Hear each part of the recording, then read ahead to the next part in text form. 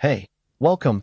Tonight we are drifting into a quiet corner of history, a place where time seems to move a little slower, and the world softens around the edges. We're going to wander, gently, into the calm and often overlooked world of Cold War agriculture. Not the tense political side, but the peaceful innovations, the quiet hands in the fields, and the farmers who carried on with their daily rhythms. While the world's superpowers whispered and watched, imagine small farms waking up under pale morning light, the low hum of distant machinery, and simple ideas that grew quietly into global changes. No rush, no tension, just a slow, comforting journey through the gentle side of an era often remembered for its strain. So before you get comfortable, take a moment to like the video and subscribe, but only if you genuinely enjoy what I do here. And let me know in the comments where you're tuning in from, and what time it is for you. It's always fascinating to see who's joining us from around the world. Now dim the lights. Maybe turn on a fan for that soft background hum. And let's ease into tonight's journey together. Soft dawn over divided lands. The Cold War is so often remembered in sharp lines, borders drawn on maps, leaders speaking in firm tones, the air thick with cautious diplomacy. But far from the political stage, in quiet hamlets and sprawling farmlands, life continued at a slower rhythm. Before the sun even rose, farmers of the 1950s stepped out into crisp morning air, their boots crunching lightly against frost-kissed ground. The faint cluck of chickens stirred sleepily from their coops. Somewhere, a windmill creaked with a steady, calming rhythm, a sound unchanged through generations. Here, in this peaceful world, innovations blossomed gently. Nothing explosive, nothing dramatic. Just small, humble shifts that made daily life a little easier. And in doing so, shaped the quiet future of agriculture everywhere. Sheaf of rice whispers of seeds across borders. Though nations stood at odds, seeds traveled softly across them. Some were exchanged through university programs. Others through quiet cooperation between researchers who valued nourishment more than rivalry. And some moved discreetly in envelopes carried by traveling scholars, tucked between notes and hand-drawn diagrams. Imagine a farmer opening a small, worn packet stamped with unfamiliar lettering. Inside, a few pale bean seeds, or kernels of winter wheat promised to withstand bitter winds. No grand speeches, no applause, just a simple note tucked inside written in elegant penmanship, explaining, "These grow well in colder soils." A gift from one field to another. In that moment, standing in the warm comfort of his kitchen, the farmer felt something tender, a reminder that kindness can travel further than conflict. These were the gentle beginning threads of agricultural peace. Sheaf of rice, quiet rooms of earth and chalk. While the world spoke loudly of ideology and strength, scientists in modest laboratories performed humble miracles.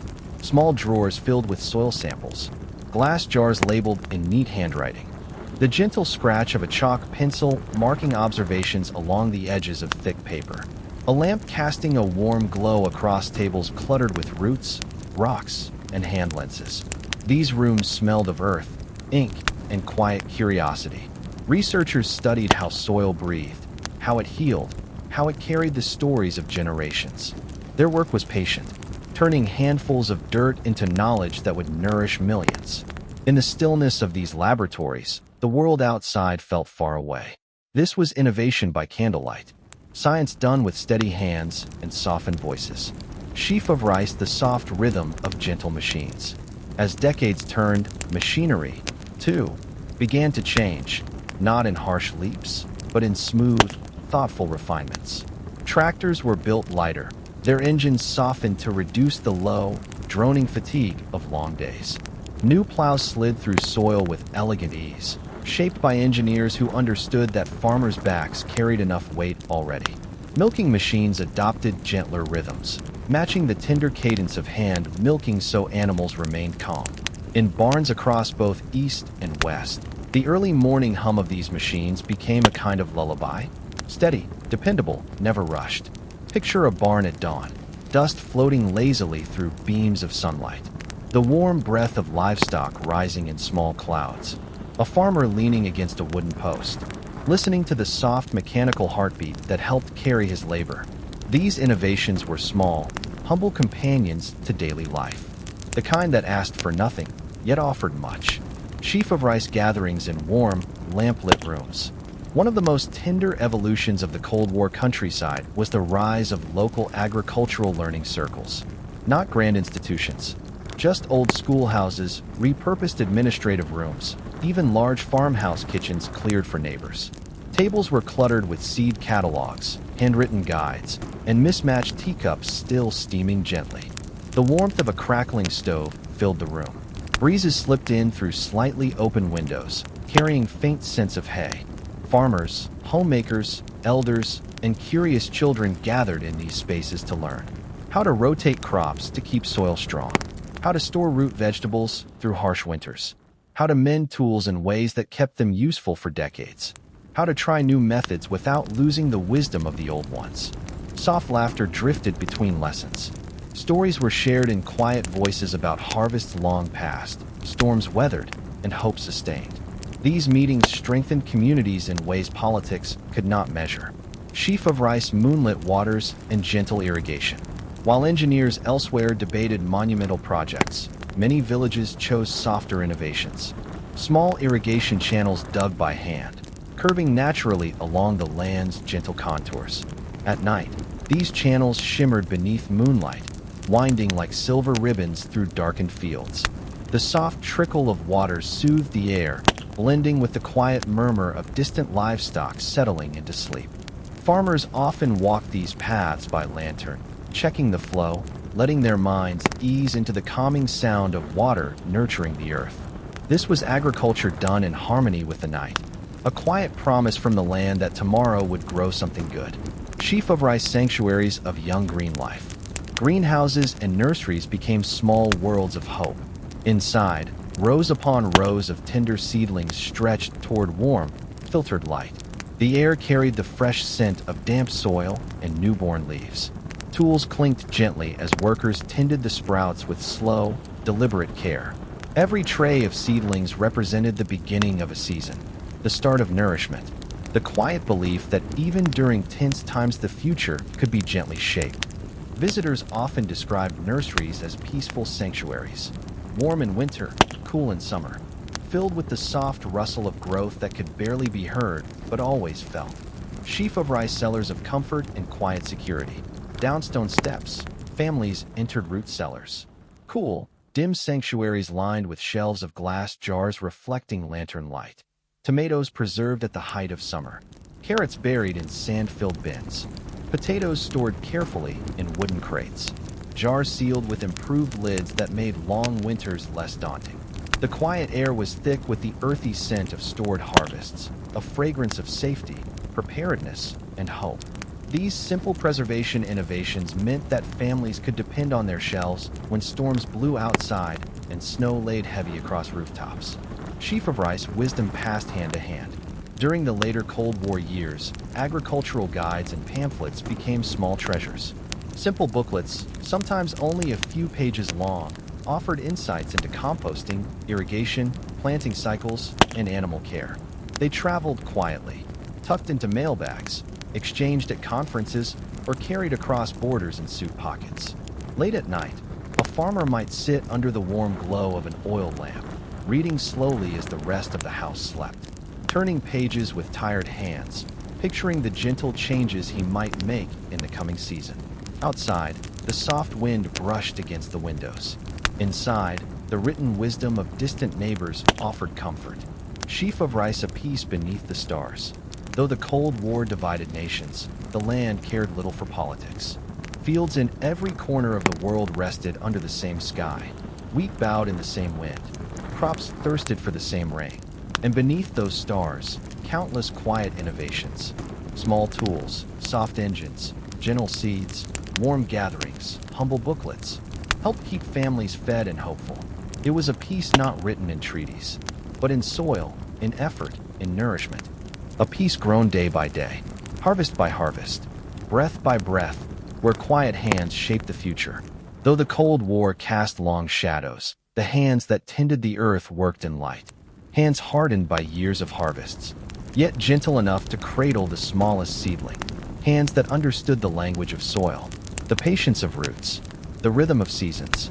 Across the world, these hands guided fields into the future, not through grand movements, but through soft, everyday actions. A farmer kneeling to examine a sprout, a researcher brushing dust from a seedling tray, a family turning compost behind their cottage, a shepherd watching clouds to read tomorrow's weather. These quiet acts were the real engines of agricultural progress. They carried wisdom older than any conflict, and hope stronger than any division. In backyards and farms and small village gardens, the future grew in silence. Sheaf of rice, warm hearths, and winter council. As nights grew cold in many parts of the world, families gathered around hearths that glowed with steady amber warmth. The fire crackled gently, not in dramatic bursts, but in soft, comforting rhythms that welcomed tired bodies home from the fields. Here, conversations found their natural pace. Elders shared advice on proper soil rest, how to soothe ailing livestock, why a certain crop always favored the west-facing slope. Children listened with heavy eyelids, slowly absorbing generations of wisdom carried in quiet words. When letters arrived, from cousins abroad, from scientists sharing notes, or from traveling merchants who carried news as softly as they carried wares, they were read aloud near the fire. And though the world beyond the hearth's glow might have been uncertain, within these warm rooms, life felt steady, predictable, human, across continents. In homes built of stone, brick, or wood, these winter gatherings wove a gentle fabric of resilience. Sheaf of rice, songs of the soil. In many rural communities, songs were part of the land itself. Soft melodies hummed while milking cows. Low chants carried across fields as seeds were sown. Tunes older than memory rising and falling in time with the work of many hands. These songs, simple, soothing, sometimes no more than a few repeated lines, were a kind of agricultural heartbeat. Though languages differed across nations, the emotion was the same: comfort, patience, companionship with the earth. Farmers in the American Midwest might hum while mending a fence. Workers in the Soviet countryside sang folk verses as they harvested rye together. British farmers, walking their hedgerows at dusk, let low melodies drift into the twilight. And shepherds from distant mountains called softly to their flocks, in tunes handed down for centuries. The Cold War created borders on paper, but these songs, carried on the wind, ignored them completely. They were reminders that despite distance and difference, the human relationship with the land was one of the world's oldest unifying threads. Sheaf of rice, the gentle travelers of rural paths. Agricultural knowledge didn't always travel through official channels. Often, it moved softly, carried by wandering teachers, curious scholars, or farmers who visited neighboring regions out of simple goodwill. These travelers followed footpaths dusted with grain, roads shaped by cartwheels, river routes that mirrored ancient trade lines. They brought stories, not of politics or conflict, but of better ways to store hay, new methods to treat soil, or improved ways to plan a harvest. When the weather grew unpredictable, when they reached a village, people gathered eagerly, not because the traveler was a figure of authority, but because the promise of shared knowledge felt like a small blessing. Over warm tea or simple broth, ideas were exchanged like gifts. Try planting this variety earlier. This tool works better if you sharpen the edge like this. Mixing ash into the soil can strengthen the crop after frost. These suggestions, humble, free, and grounded in experience, often changed entire farming seasons. And when the traveler departed, walking once more along the dusty road, villagers waved with genuine affection. For long after footsteps faded, their generosity remained. Sheaf of rice, the gentle turning of seasons. Every part of Cold War agriculture, from east to west, was shaped by the same universal clock.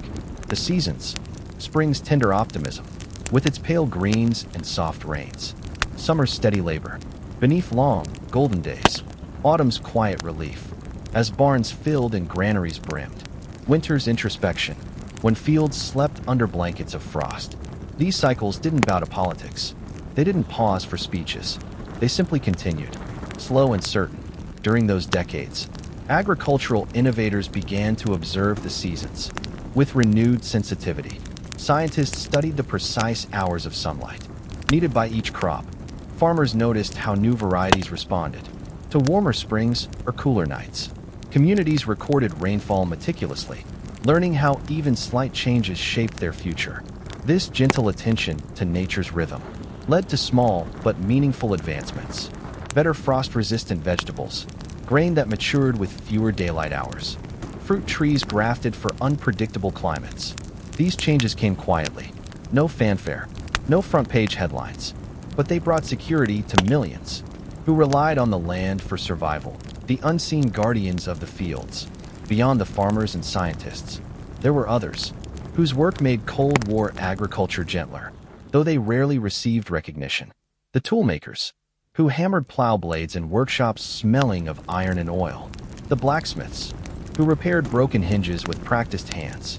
The water carriers, who ensured remote fields never dried. The shepherd dogs, who watched with unwavering loyalty, guiding herds with instinctive grace.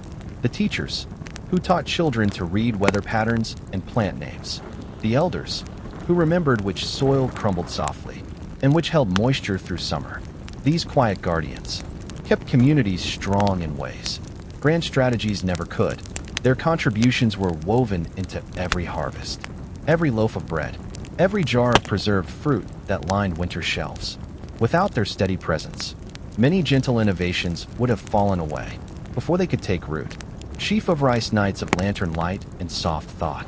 During the Cold War years, electricity was not always reliable in rural areas. Inevitably, there were nights when power flickered once, twice, and then surrendered. Families lit oil lamps or old candle stubs, filling rooms with a warm glow that softened every edge. These were peaceful nights, nights when the world beyond the village felt distant and quiet. Farmers sat at their tables, sketching plans for new irrigation rows. On coarse paper, researchers wrote letters by hand, under flickering flame, sharing careful notes with colleagues miles away. Children read small storybooks aloud, while the sound of wind brushed the windows. In gentle, rhythmic taps, these dimly lit hours often brought the clearest thinking, the calmest reflections, the sweetest quiet. In silence, innovations formed like dewdrops. Small, transparent, easily overlooked, yet precious. Sheaf of rice fields that listened to the sky. Weather was both a friend and a teacher. Farmers learned to watch clouds, the way sailors watched tides. They observed how the wind shifted before rain arrived, how certain birds flew lower before heat waves, how the horizon darkened with slow-moving storms. During the Cold War era, many communities revived old sky reading traditions that had been fading from memory. These traditions, combined with new meteorological knowledge, shaped a calm and balanced approach to farming. It was not about forcing the land to bend to human will. Instead, it was about listening, patiently, attentively, to what the sky whispered. And in that listening, they found resilience, the harvest that touched two worlds. As the soft seasons turned, the harvest became a kind of gentle meeting place between worlds that rarely spoke. Not political worlds, nor worlds defined by maps or lines, but the quiet worlds of people whose daily lives were shaped by the soil beneath their feet. In the gentle years of Cold War agriculture, harvest time was one of the few moments when innovations made in distant laboratories mingled naturally with age-old traditions, performed on cool autumn mornings. Picture it softly, a field washed in amber light, grain swaying in tall, sleepy waves, as the first chill of the season rolled across the land like a long, slow breath. Farmers stepped into the fields before sunrise, their boots bending the grass still wet with dew. Their movements were unhurried, guided by the rhythms learned from generations before them.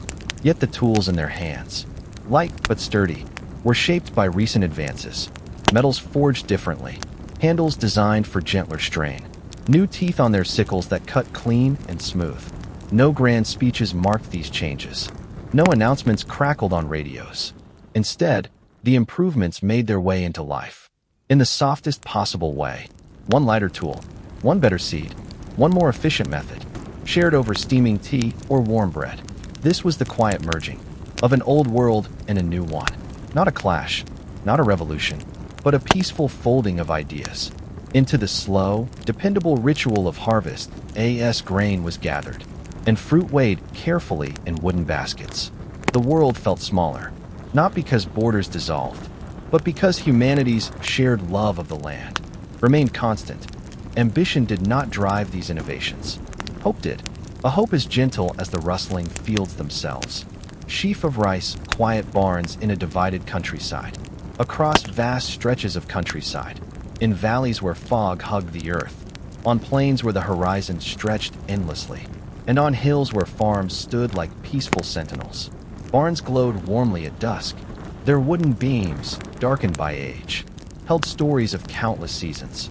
Stories whispered into the grain of the wood by hands that had mended, built, and repaired. Through moments of calm and uncertainty alike, during the Cold War, these barns became sanctuaries of quiet innovation. Inside, among the scent of straw and soil, farmers experimented in ways that would never appear in textbooks. A family tried a new method of drying herbs, using airflow patterns learned from a traveling neighbor. A shepherd tested different feed blends. After hearing a researcher speak during a village gathering, a beekeeper adjusted hive placement, using simple diagrams mailed from a distant cousin who had joined an agricultural program abroad. None of this felt dramatic. None of it disturbed the peace of the countryside. These barns, with their open doors and watchful windows, held a silence that encouraged thought, a stillness that carried ideas gently from mind to mind. Even in places separated by ideology, the barns felt connected. Across a wide world, on both sides of political divisions, the same tasks were done at the same time of year. Sorting grain, patching sacks, checking tools, stacking hay into calm, fragrant towers that reached almost to the rafters. Night fell slowly over these barns, brush-stroking everything in blue and silver. Each lantern lit inside became a point of quiet persistence, a reminder that people everywhere were simply trying to care for the land that cared for them in return. Sheaf of rice, the old roads of shared knowledge. Long before modern borders existed, there were roads, winding, dusty paths, beaten into the earth by centuries of footsteps. During the Cold War, even when nations stood apart, these old roads remained. Quiet, unwavering bridges of knowledge. Farmers walked them, with baskets tucked under their arms. Scholars wandered them, with notebooks filled with sketches of plants. Traveling merchants paced them, with soft bells chiming on their carts, carrying seeds, tools, and stories. The air along these paths was filled with small conversations. Have you tried planting the winter rye earlier? We found a better way to save water during dry spells. This new bean variety grows well even when storms come early. Nothing secretive, nothing strategic, just the gentle spread of wisdom. From one hardworking hand to another, the roads connected distant farms, like threads in a tapestry, each one weaving a subtle strength into the rural landscapes of the world. On warm evenings, with the sky painted in soft peach and lavender, you could imagine someone traveling along such a path. A slow, steady walk, the air filled with distant birdsong, and the faint hum of insects, settling in for the night. These roads carried more than footfalls. They carried continuity, a reminder that life and learning had always flowed in quiet currents. Beneath the surface of history, sheaf of rice, the slow birth of sustainable farming. As the Cold War stretched across decades, a gentle awareness began to bloom. In the hearts of those who tended the earth, people started noticing how certain fields grew tired, how streams ran clearer when left undisturbed, how the return of old techniques, crop rotation, soil resting, natural compost, could revive land that had been pushed too hard. Sustainability didn't arrive with a loud proclamation. It came on soft footsteps.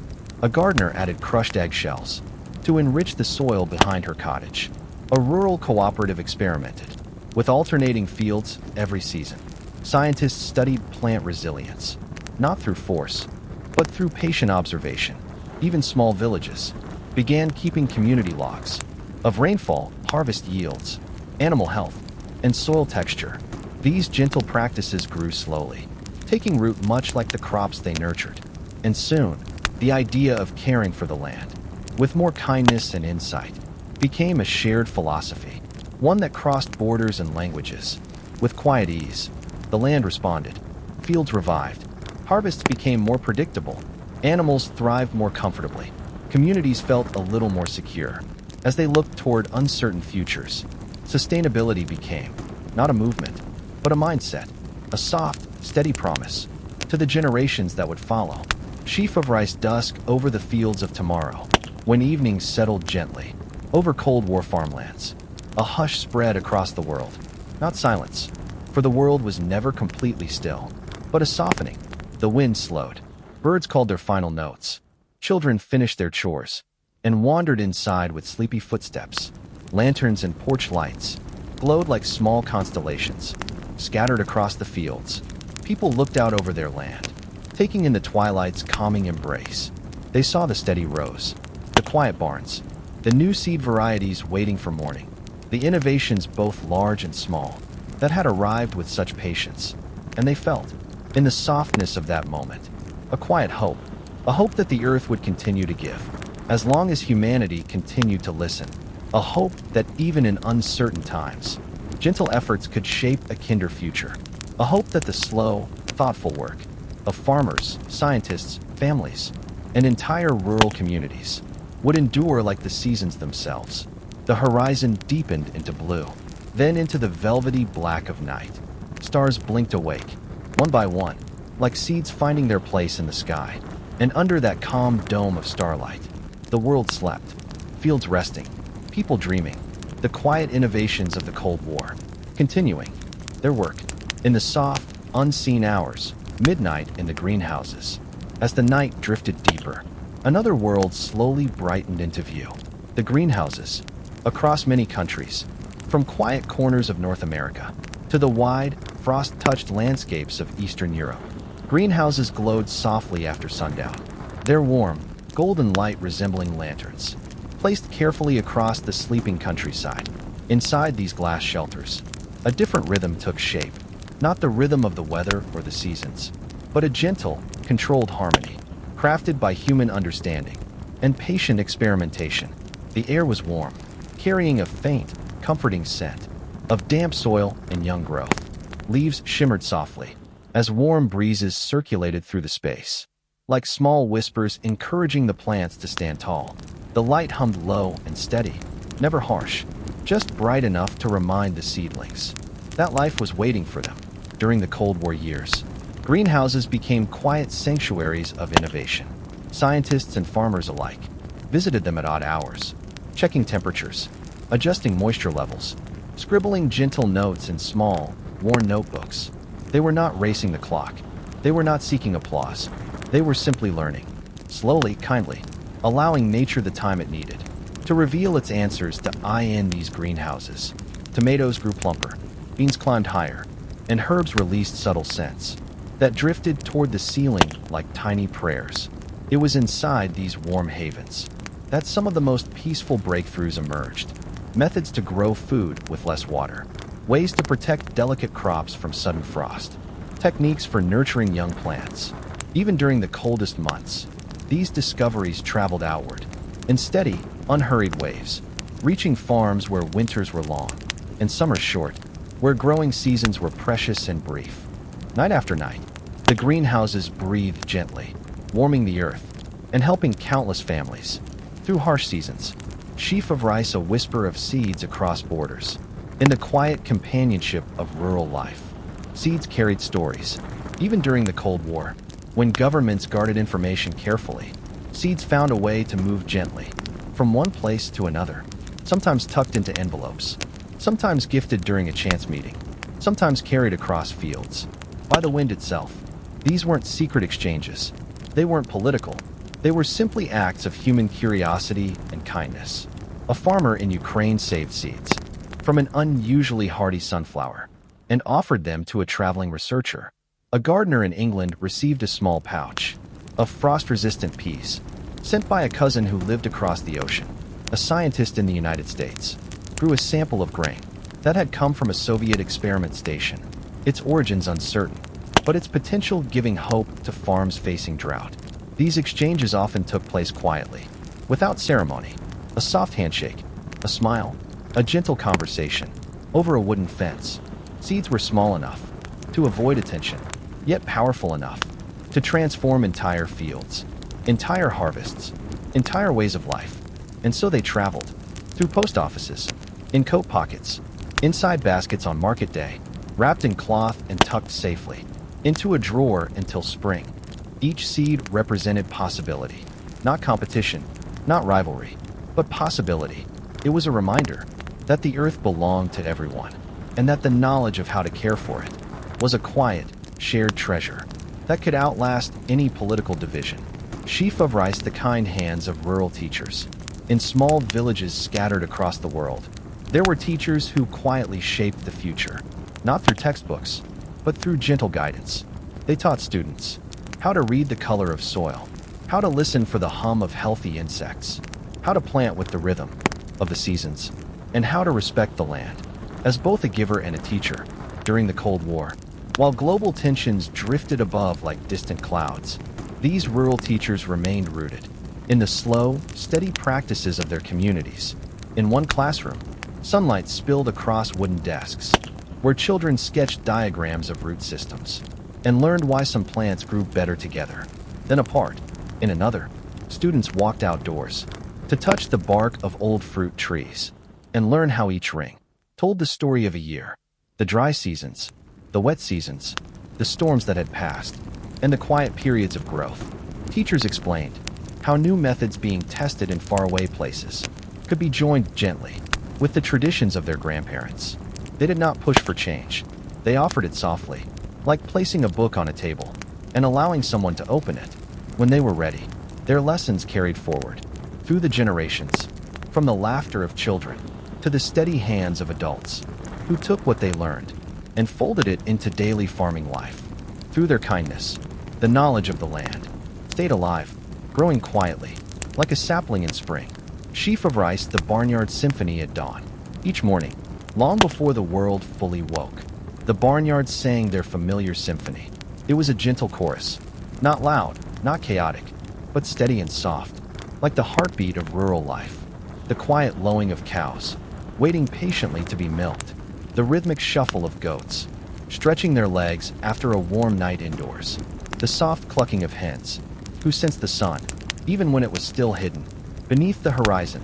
During the Cold War, this morning symphony was a comforting reminder that life went on in its ancient, predictable rhythm.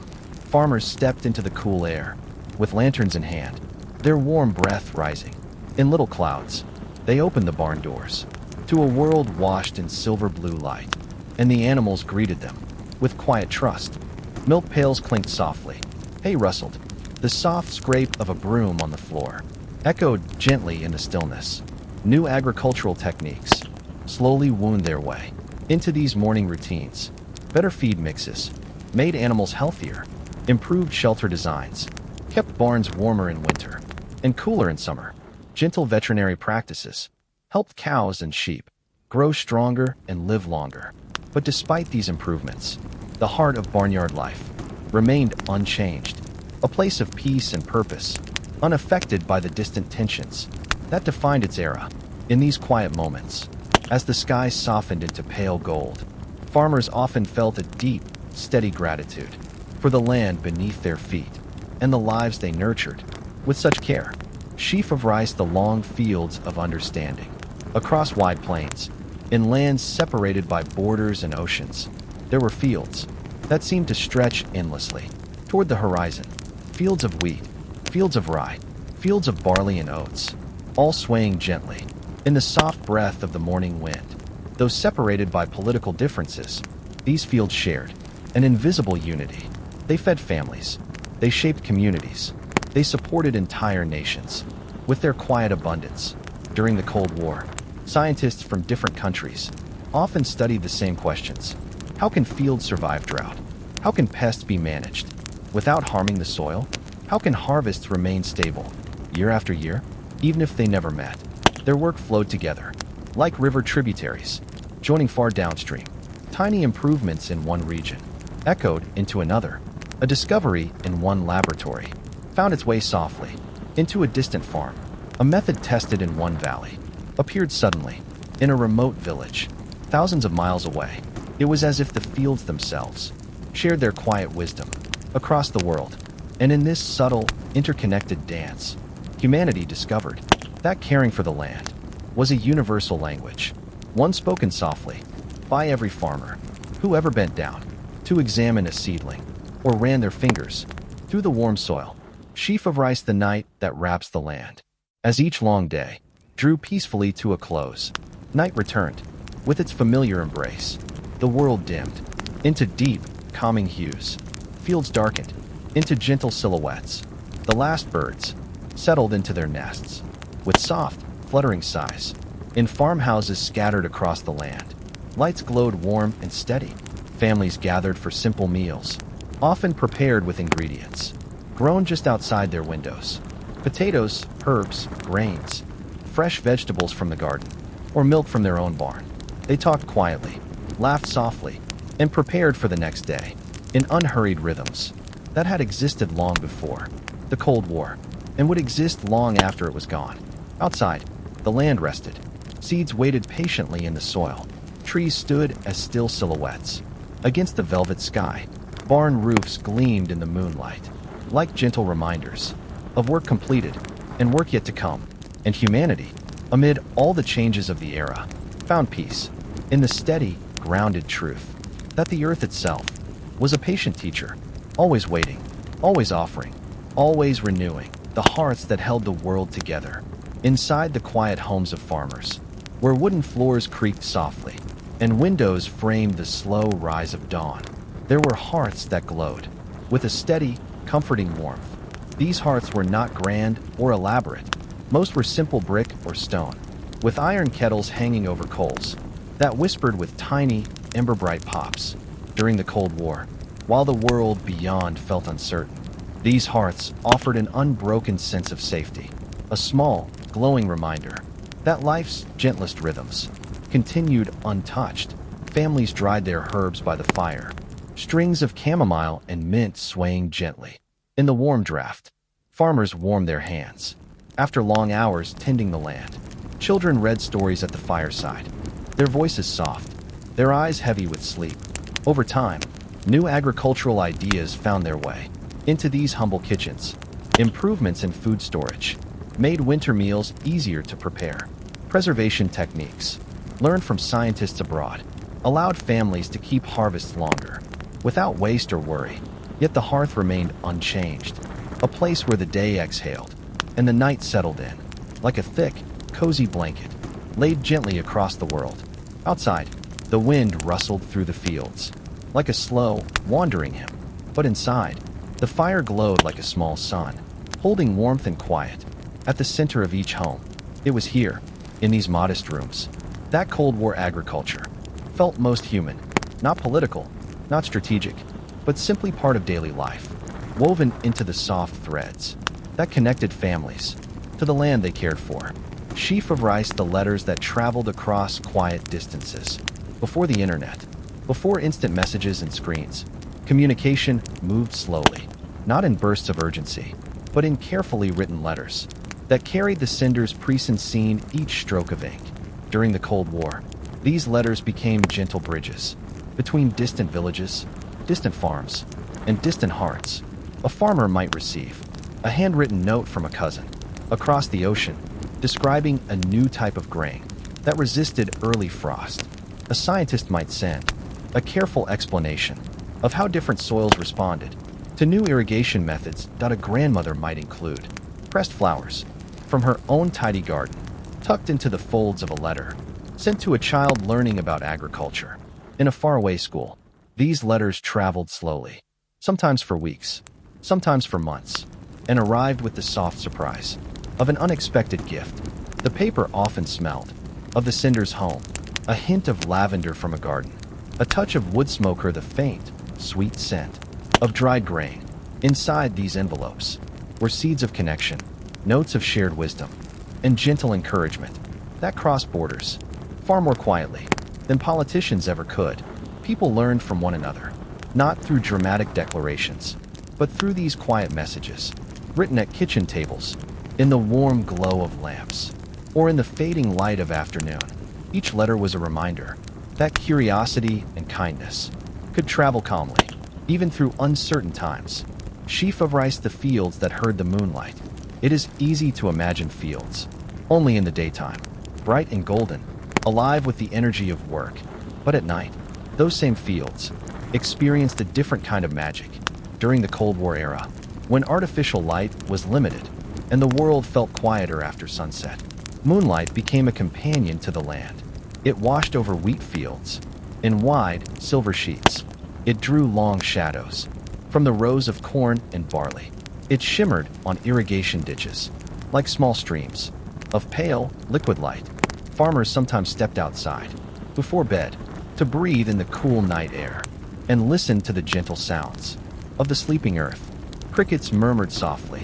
The irrigation systems ticked steadily. Owls hooted in far-off trees, their voices echoing with peaceful confidence. Under this celestial glow, some of the most subtle growth occurred. Young plants stretched their tiny leaves toward the sky. Moisture settled gently into the soil. The earth cooled and found balance again after the warmth of the day.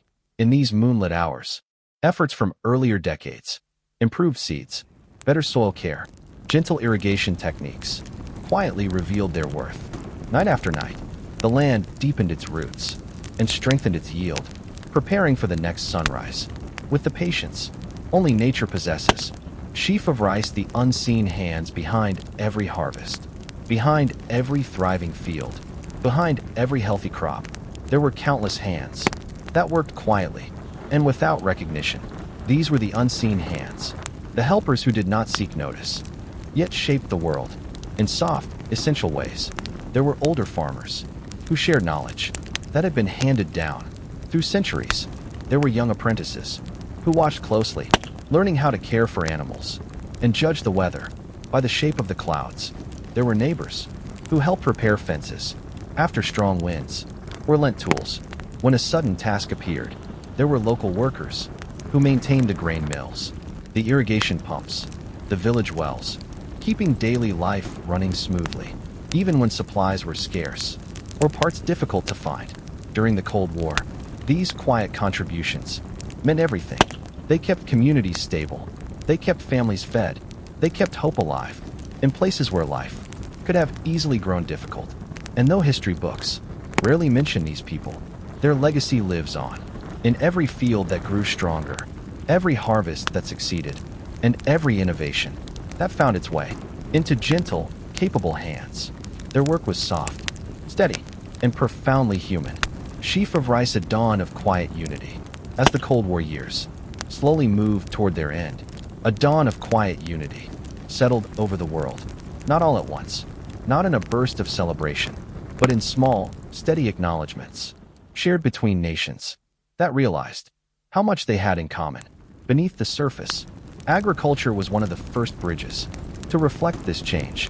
Conferences became more open. Scientists exchanged ideas more freely.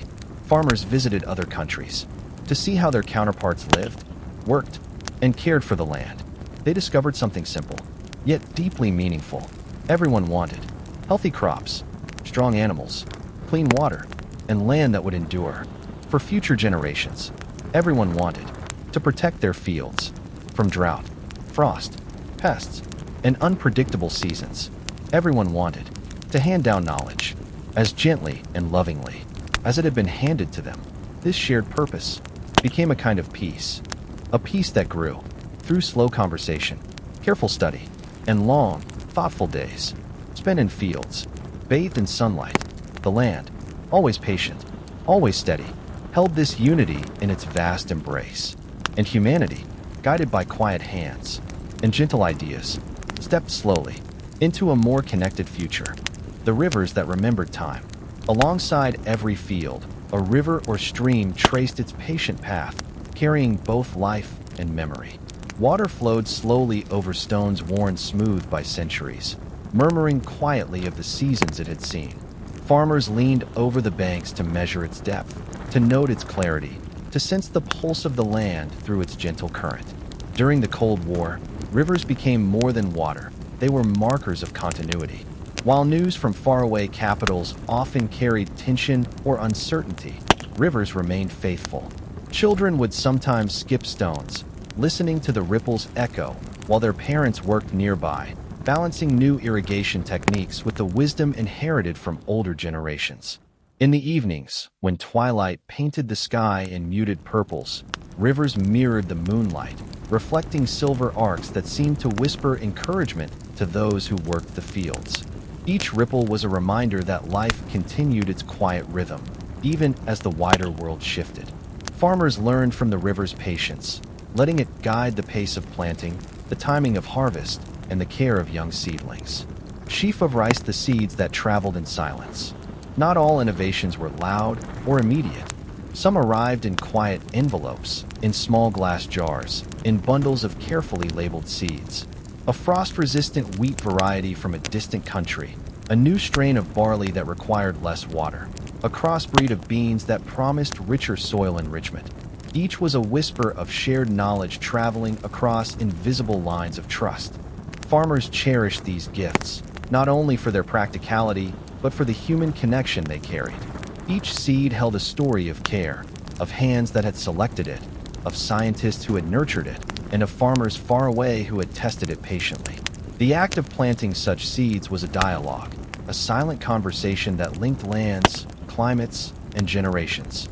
Children watched eagerly, learning that growth was not immediate, that the gift of patience was as important as the seed itself. And when the first shoots emerged, fragile and green, there was quiet celebration, proof that careful attention and shared wisdom could overcome distance, politics, or uncertainty. Sheaf of rice, the fires that told stories. In the kitchens of homes across villages, hearth fires continued to hold the day together. Flames danced lightly over kettles and pots, casting warm shadows on wooden walls. Families gathered not merely to cook, but to remember, to teach, and to dream. Stories were told here, about the first time a particular seed had thrived, about the way frost had once threatened a harvest, about neighbors who had lent hands without asking for recognition. Children listened, absorbing not just the words but the subtle rhythms of care, patience, and observation that sustained life. Even as innovations arrived, even as new methods were tested and adapted, the fire remained the center. It was a place of continuity, where human warmth complemented the warmth of the land itself. And in that glow, knowledge passed naturally from one generation to the next, soft and unforced, like the drift of smoke curling toward the ceiling. Sheaf of rice, the bridges built by quiet curiosity. Across the years, connections grew, not through grand conferences or official decrees, but through simple acts of curiosity. Farmers visiting other villages, exchanging tools, sharing crops. Children sending letters to pen pals in distant countries, describing their gardens and the insects they observed. Neighbors observing each other's techniques and adapting them in small ways. These quiet bridges held more strength than any political treaty. They were built from trust, from care, and from the shared desire to see life flourish. Innovation, when rooted in understanding and human connection, became part of a gentle network that spanned continents without notice, carrying knowledge with the softest possible touch. Sheaf of rice, the nights that listened. And when work was done, the nights listened. Moonlight fell softly across fields, illuminating every furrow and sprout. The world held its breath in these hours, giving the land a moment to recover, to strengthen, to remember its own quiet cycles. Crickets, owls, and the faint rustle of leaves became the orchestra of reflection, the background music for those who walked among the rows, checking the health of crops, the dampness of soil, or the balance of irrigation. It was a time for observation, for thought, for patience.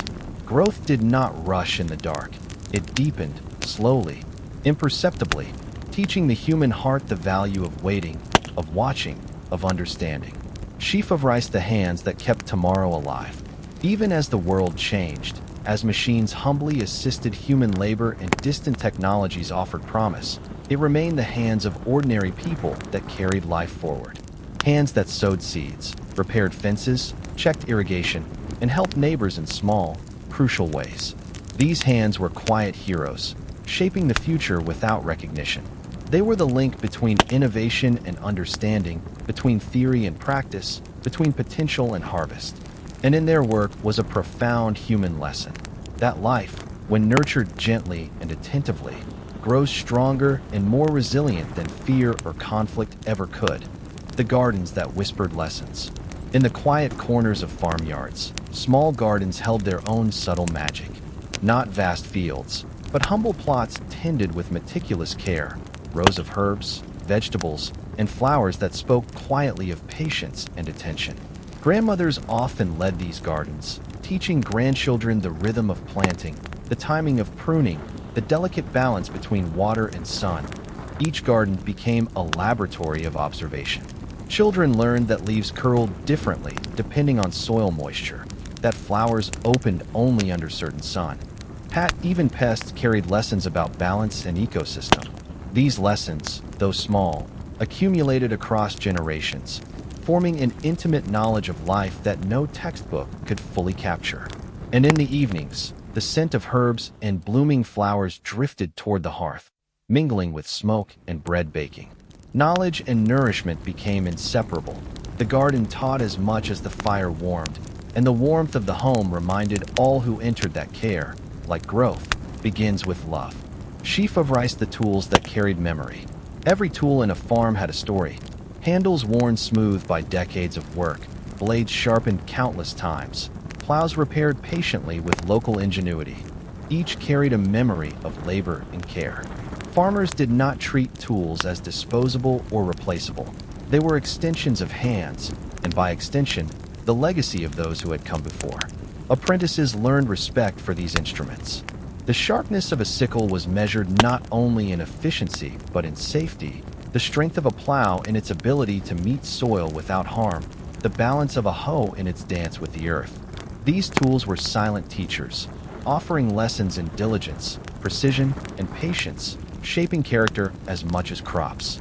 And when a tool finally wore beyond repair, it was not discarded lightly. Pieces might be repurposed, metal melted down, wood reused, a quiet continuity reminding everyone that nothing was ever truly lost, so long as it was treated with care and memory. Sheaf of rice, the sky that carried hopes. Above every field, the sky stretched vast and patient. Farmers watched it as carefully as their crops, reading clouds, sensing rain, noting the warmth of sunlight, the cold of early frost.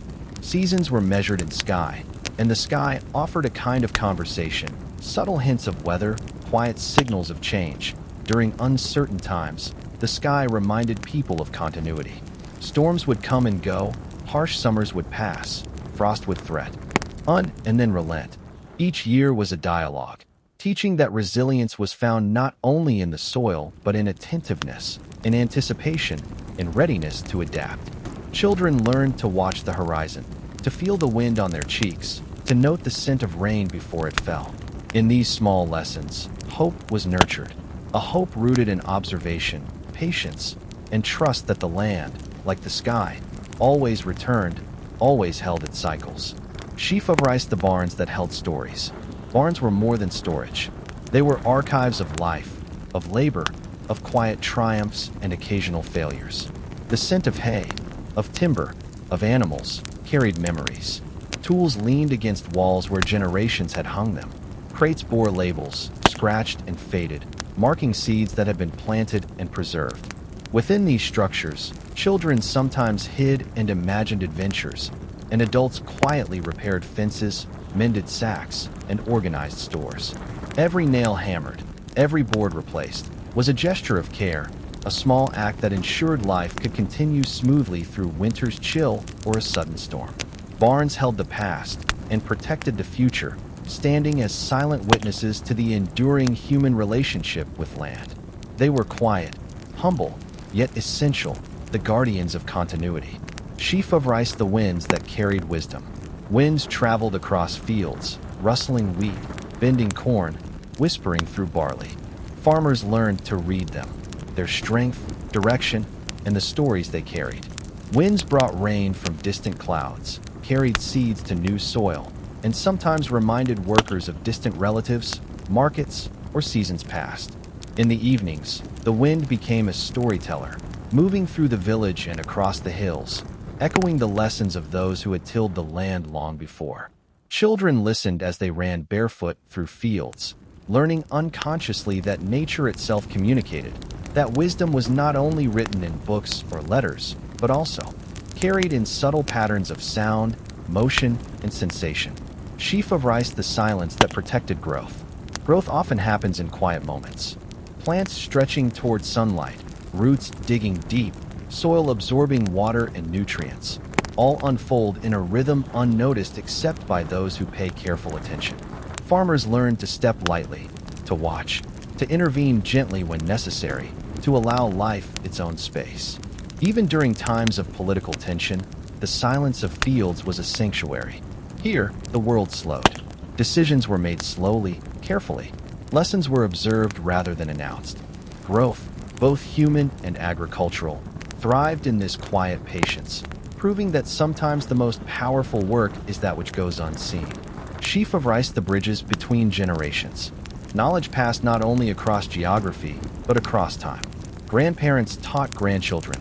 Farmers mentored apprentices. Neighbors shared insights. Techniques were adapted.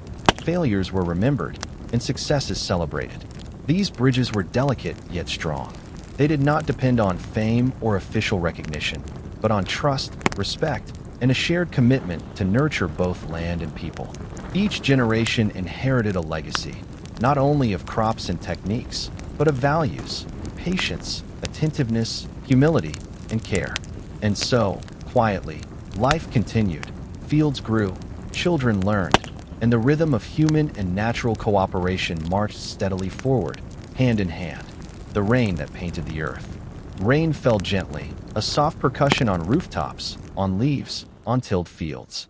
It was never taken for granted, each drop valued as nourishment for soil, crops, and life itself. Farmers learned to read its rhythm. The first soft drizzle of spring, the heavier showers that replenished summer soil, and the persistent autumn rains that signaled harvests nearing completion. Rain brought more than water. It carried the scent of earth and grass, stirred the air with the perfume of damp flowers, and reminded every living being of cycles older than memory. Children would run through puddles, their laughter mingling with the patter, while adults observed carefully, adjusting planting schedules or reinforcing irrigation channels. Even in silence, the rain taught lessons of patience, timing, and respect for nature's slow, steady work. Sheaf of rice, the shadows that shaped the day. Shadows moved across fields like silent companions, stretching long in the morning sun and retreating by noon. Farmers watched them closely, noting how the angle of light influenced soil moisture, plant growth, and the timing of work. These patterns were subtle, almost imperceptible, yet they guided the rhythm of planting, weeding, and harvesting. Children learned from shadows too. They traced shapes across the earth, counting their lengths, noticing how the sun changed its course through the seasons. In this way, even play became education, and curiosity became a quiet bridge between generations. The shadows reminded everyone that life's pace was dictated not by urgency, but by the patient interplay of light, time, and effort. Sheaf of rice, the granaries that held tomorrow. Granaries stood silently at the edge of villages, tall and strong, safeguarding the fruits of labor. Every sack of grain was a testament to careful planning, careful tending, and the unseen work of countless hands. Their walls absorbed the scent of harvests past, the memory of storms endured, and the quiet hope of future feasts. Inside, farmers monitored moisture, inspected for pests, and rotated stocks with meticulous care. The granary was a place of reverence. It represented continuity, resilience, and the intimate connection between effort and sustenance. Children were sometimes allowed to help, learning that preservation was as vital as cultivation, and that life's stability often relied on patience rather than speed. Sheaf of rice, the footpaths that connected villages. Footpaths wound between fields and villages like veins carrying life. They were walked daily by farmers delivering goods, children visiting relatives, neighbors exchanging tools, and messengers bearing letters. Each step added a layer of history. Footprints in mud, scuff marks on stones, the faint scent of wildflowers pressed by passing feet. These paths became arteries of knowledge, carrying news, advice, and small innovations quietly from one community to another. They reminded everyone that even in times of political separation, practical wisdom traveled with ease. And that connection, even in its simplest form, held a kind of enduring power stronger than any decree or headline. Sheaf of rice, the markets that smelled of life. Markets, though modest, were vibrant centers of community. The smell of fresh bread mingled with earthy vegetables, ripe fruits, herbs, and the tang of cheese. Farmers and villagers gathered not only to trade goods, but to share news, compare techniques, and exchange seeds or small tools. Each stall held stories of successful crops, of lessons learned from mistakes, of innovations discovered in distant lands and adapted for local use. The market became a classroom without walls, where experience, curiosity, and generosity were the currency, and every exchange strengthened the web of quiet cooperation that supported life in the villages. Sheaf of rice, the lanterns that traced the night. As darkness fell, lanterns were lit to guide steps through yards, barns, and village lanes. Their glow was soft and steady, casting pools of light against walls and trees, illuminating hands at work or faces sharing a quiet conversation. Lanterns became symbols of vigilance and care. They allowed chores to continue safely, enabled meetings of neighbors to discuss crops or weather, and provided a small warmth against the encroaching chill. Children learned to respect their glow, to tend flames gently, and to recognize the value of small lights in the vastness of night. A metaphor, perhaps, for the quiet persistence of human effort. Itself, sheaf of rice, the frost that tested patience. Winter brought frost, a delicate yet powerful teacher. Early mornings revealed glistening patterns on leaves, grass, and soil, reminding farmers that life was fragile and required careful preparation. Frost dictated the timing of planting, harvesting, and storage, and failure to respect it could undo months of work. Observing frost taught lessons beyond agriculture: foresight, vigilance, adaptation, and humility. Children watched adults inspect crops for signs of damage, adjust coverings, and discuss strategies for the next season. And though frost could be destructive, it also reinforced the cycle of care, a reminder that patience and preparation were essential companions to growth. Sheaf of rice, the wells that nourished villages. Wells were more than water sources. They were gathering points, meeting places, and symbols of shared responsibility. Villagers tended them carefully, ensuring cleanliness, stability, and accessibility. Children helped draw water, learning the effort required to sustain life, and adults exchanged news and advice while waiting their turn. The well represented both continuity and trust. Each drop drawn reflected hours of labor, thought, and cooperation. And as families carried water back to kitchens and fields, they carried with it the quiet understanding that life is sustained not by isolation, but by the steady, unseen work of many hands. Sheaf of rice, the storms that strengthened community. Occasional storms arrived with sudden intensity, testing the resilience of crops, homes, and people. Winds bent young saplings, rain flooded low-lying fields, and lightning illuminated the night sky with startling brilliance. Yet these moments of challenge strengthened communities. Neighbors repaired roofs together, reinforced fences, rescued livestock, and shared food when harvests were threatened. Storms revealed the hidden network of support, a reminder that resilience was built not only in individual effort but in collective care, the soil that remembered every touch. Soil was more than dirt, it was a living memory. Farmers learned to feel it in their hands, to sense its texture, its moisture, its readiness to receive seeds. Every turn of the spade, every furrow plowed, every composted pile added to the soil's story, a record of care, attention, and patient labor. During the Cold War, new approaches to soil management quietly traveled between villages and across borders. Scientists studied nutrient balance, while farmers experimented with crop rotation, interplanting, and natural fertilizers.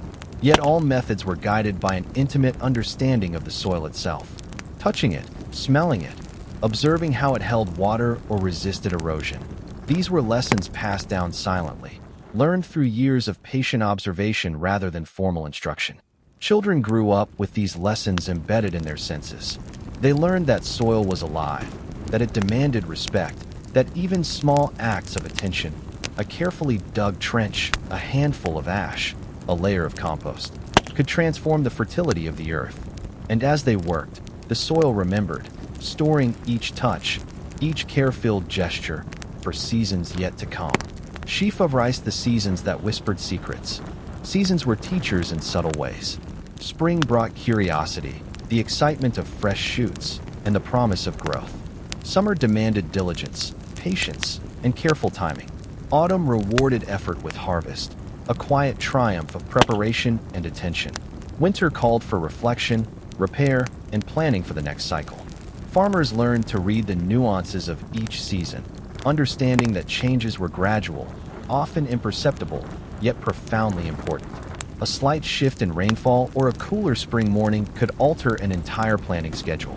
Over decades, the careful observation of seasonal rhythms became an art form, quietly shaping methods, guiding decisions, and fostering innovations that seemed almost invisible but were deeply transformative. Children absorbed these rhythms naturally. They noticed how the sun lingered longer over certain fields, how frost appeared first on hilltops, how wind patterns shifted with subtle imperceptibility. In this gentle learning, they discovered not just agriculture but patience, attentiveness, and the quiet joy of being attuned to life cycles. Sheaf of rice, the crops that listened. Every crop seemed to have a voice of its own. Wheat bent differently depending on soil richness, beans curled toward sunlight, and barley swayed to the rhythm of the wind.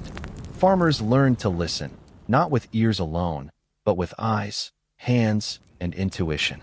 Observing subtle signs allowed them to adjust water, nutrients, and care in ways that improved growth without harming the natural balance. During these years, gentle innovations quietly improved resilience. Frost-resistant strains, drought-tolerant varieties, and pest-resistant hybrids were carefully introduced, always tested in small plots before spreading across fields.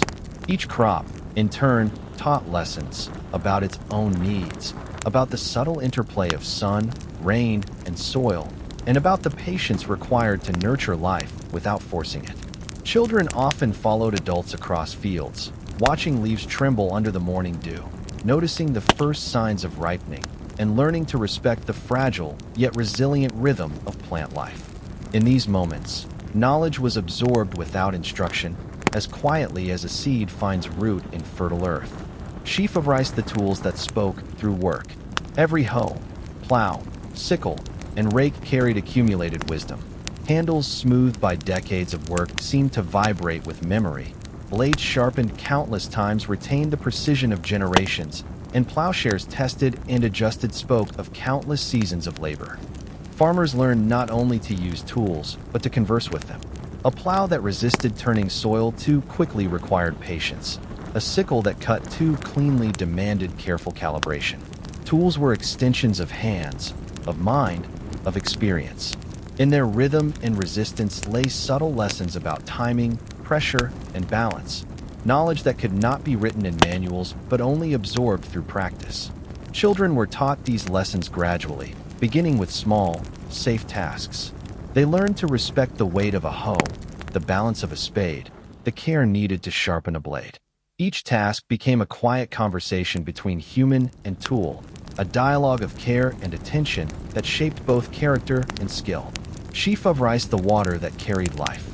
Water was the silent lifeblood of every field. Farmers learned to read its flow, to measure its depth, to understand its rhythm. Streams and irrigation channels were maintained with care, reservoirs were monitored, and rainfall was captured and stored thoughtfully. New techniques, quietly shared among communities, improved efficiency without demanding grand technology. Small channels reduced waste, modest pumps preserved energy, and gentle irrigation schedules ensured soil remained fertile without erosion. Every drop was valued, every decision weighed carefully, and the cumulative effect was a quiet transformation of fields and harvests alike. Children helped fetch water, monitor moisture, and observe the effects of irrigation, learning that life depends not only on effort, but on the thoughtful use of resources. In this way, they absorbed lessons that would serve both land and community for decades. Sheaf of rice, the fires that preserved memory. Hearths were the heart of every home, their warmth holding stories, meals, and memory. Beyond cooking, fires provided a space for reflection, for sharing experiences, and for quietly passing knowledge. Farmers and families gathered to discuss innovations, to recount lessons, learned from trial and error, to explore methods introduced from distant lands. Children listened as elders spoke of frost-resistant crops, new soil management techniques, or subtle irrigation improvements. Fires became living classrooms, their glow nurturing both body and mind. Herbs dried above the flames, preserving both flavor and tradition. Seeds were stored near warmth to prevent spoilage. Meals were cooked to sustain energy for long days in the field, and stories passed quietly between generations, blending human ingenuity with the patient cycles of nature. Sheaf of rice the nights that taught patience. Nightfall offered reflection. Under moonlight, farmers walked fields, noting subtle growth, soil moisture, and plant health. The world slowed, allowing time for observation and contemplation. Crickets, owls, and the rustle of leaves became a quiet symphony, teaching that attention could be paid in silence. Children often accompanied adults, learning to notice details invisible by day: the faint droop of a leaf, the subtle sheen of dew, the slow, steady growth of seedlings. Nights nurtured patience, reinforcing the understanding that growth could not be rushed and that careful observation was as important as any tool or technique. The paths that guided hands. Paths through fields were more than mere tracks. They carried lessons in direction, timing, and care. Some were laid generations ago, worn smooth by years of footsteps and wheel ruts, guiding both humans and animals in familiar patterns. Others were newly formed, carefully designed to allow irrigation, movement of tools, or access to distant plots. Farmers taught children to follow these paths with awareness, noting the placement of stones, the slight incline of soil, and the direction of prevailing winds. Walking a path was a form of observation, a quiet study of the land's response to human effort. Even small deviations could alter irrigation, soil health, or crop success, reinforcing the subtle lesson that attentiveness shaped outcomes as much as effort did. Sheaf rice the barn floors that held stories. Barns were silent archives of labor, their wooden floors creaking with the weight of years. Every scuff, every dent, every mark was a trace of care, toil, or accident, each carrying a story of human engagement with the land. Farmers and children alike learned to walk lightly, respecting both the structure and the legacy embedded within it. Inside, animals moved in rhythm with human care. Crops were temporarily stored, and tools were arranged with thought. Each act within the barn reinforced the relationship between life, labor, and patience. The floor itself seemed to remember hands, hooves, and footsteps, silently teaching that diligence and respect created a foundation strong enough to support generations. Sheaf of rice the frost lines that mapped experience. Frost created invisible lines across fields, shaping both plant growth and human understanding.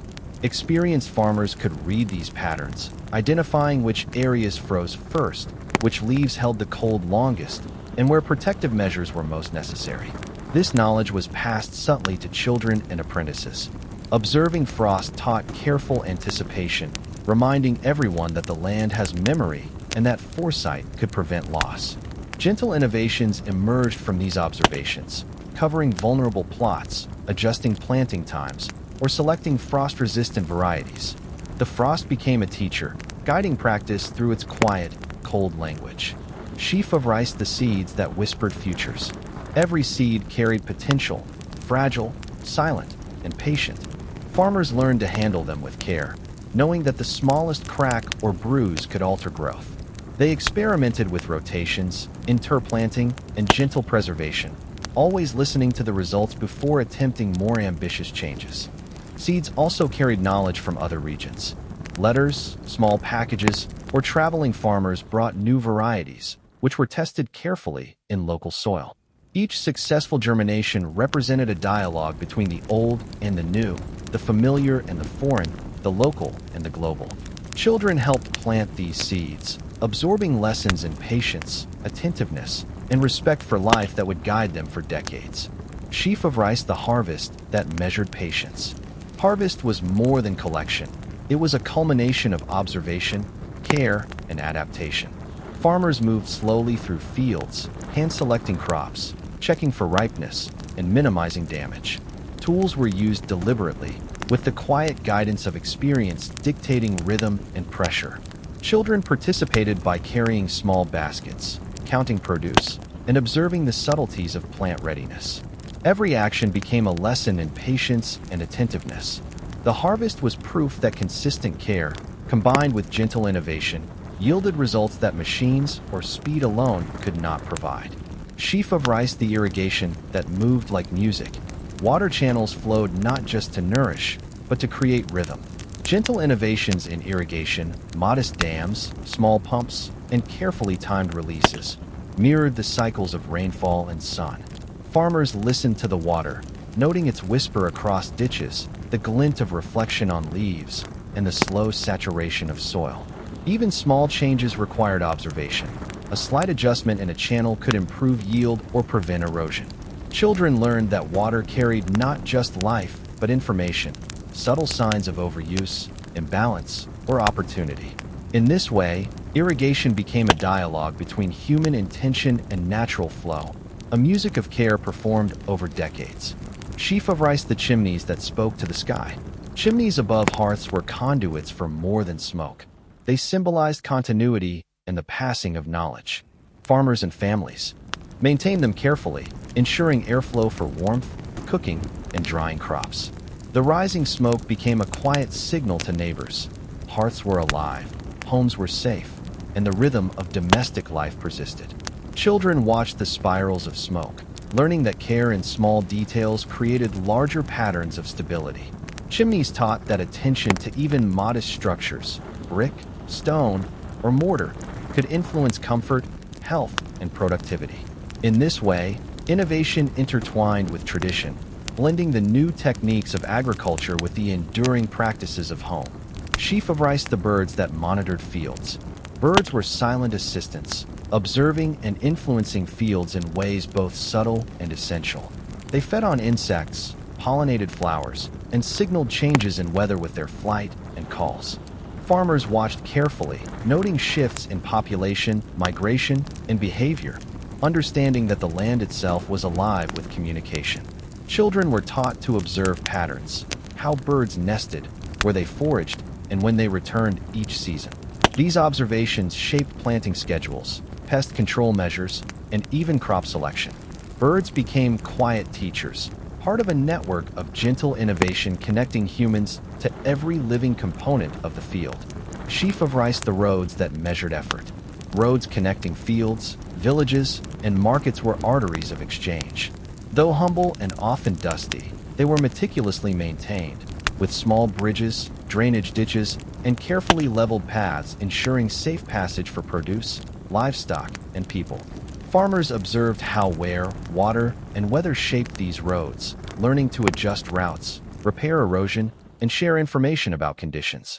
Children sometimes accompanied adults, noting the subtle differences in soil firmness or the curves of hills that affected cart travel. Roads became living classrooms, teaching strategy, foresight, and respect for natural and human. Made limits. Sheaf of rice, the frost-protected shelters.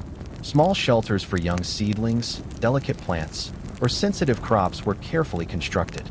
These structures, often simple frames covered with cloth or thin boards, allowed experimentation with frost-resistant varieties and advanced planting techniques. Farmers and children observed the microclimate within these shelters, learning about heat retention, moisture control, and the subtleties of sunlight exposure. Over time, these modest structures became sites of innovation, quietly improving yields and fostering understanding of nature's fragile balance. The dew that painted early mornings. Morning dew settled like a delicate veil over fields, glistening on leaves, blades of grass, and freshly turned soil. Each droplet reflected sunlight and hinted at the moisture balance critical for seedlings and roots alike. Farmers learned to move with care, avoiding crushing tender growth while observing how the dew nourished crops overnight. Children delighted in tiny discoveries, a bead of water trembling on a leaf, the rainbow shimmer in a droplet, the soft sound of dew sliding from foliage. In these quiet moments, the earliest lessons of observation, timing, and attentiveness were embedded in their awareness. Dew became more than moisture. It became an instructor, teaching that life often thrived in subtle, overlooked details. Sheaf of rice, the hedges that defined boundaries. Hedges and living fences grew slowly, yet they were essential markers of property, pathways, and ecological balance. Farmers planted thorny shrubs, fragrant flowers, or dense bushes to delineate fields, reduce wind exposure, and provide habitat for beneficial insects and birds. Maintaining these boundaries was an act of patience. Pruning, training growth, and careful observation ensured the hedges fulfilled multiple functions simultaneously. Children learned the interconnection between protection, productivity, and beauty that a well-kept boundary could. Safeguard crops, enrich soil, and encourage life in unseen ways. Sheaf of rice, the silos that guarded nourishment. Silos rose like sentinels at field edges, holding more than grain. They preserved months of labor, research, and careful cultivation. Farmers meticulously monitored humidity, temperature, and aeration, recognizing that the health of stored harvests directly impacted family sustenance and community stability. Children often observed the filling and emptying of silos, learning about balance, weight, and the consequences of neglect. Silos became symbols of foresight and responsibility, quietly demonstrating that care invested today created abundance tomorrow. Sheaf of rice, the insects that became allies. Not all visitors to the fields were unwelcome.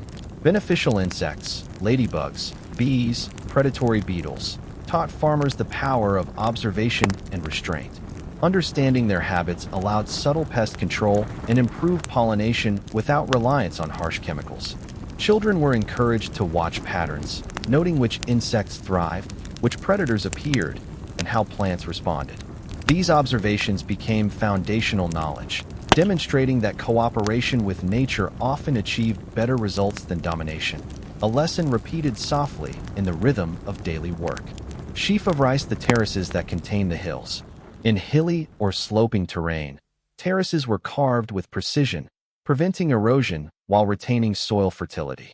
Each level required careful measurement, observation of water flow, and patient shaping over months or years. Terraces transformed seemingly difficult land into productive plots.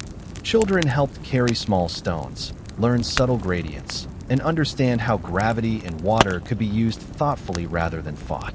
Terraces taught that structure and patience, combined with careful observation, allowed the impossible to yield life. The compost that became gold. Composting was both practical and magical. Organic scraps, plant trimmings, and leftover fodder were layered, turned, and observed until they transformed into rich, fertile soil.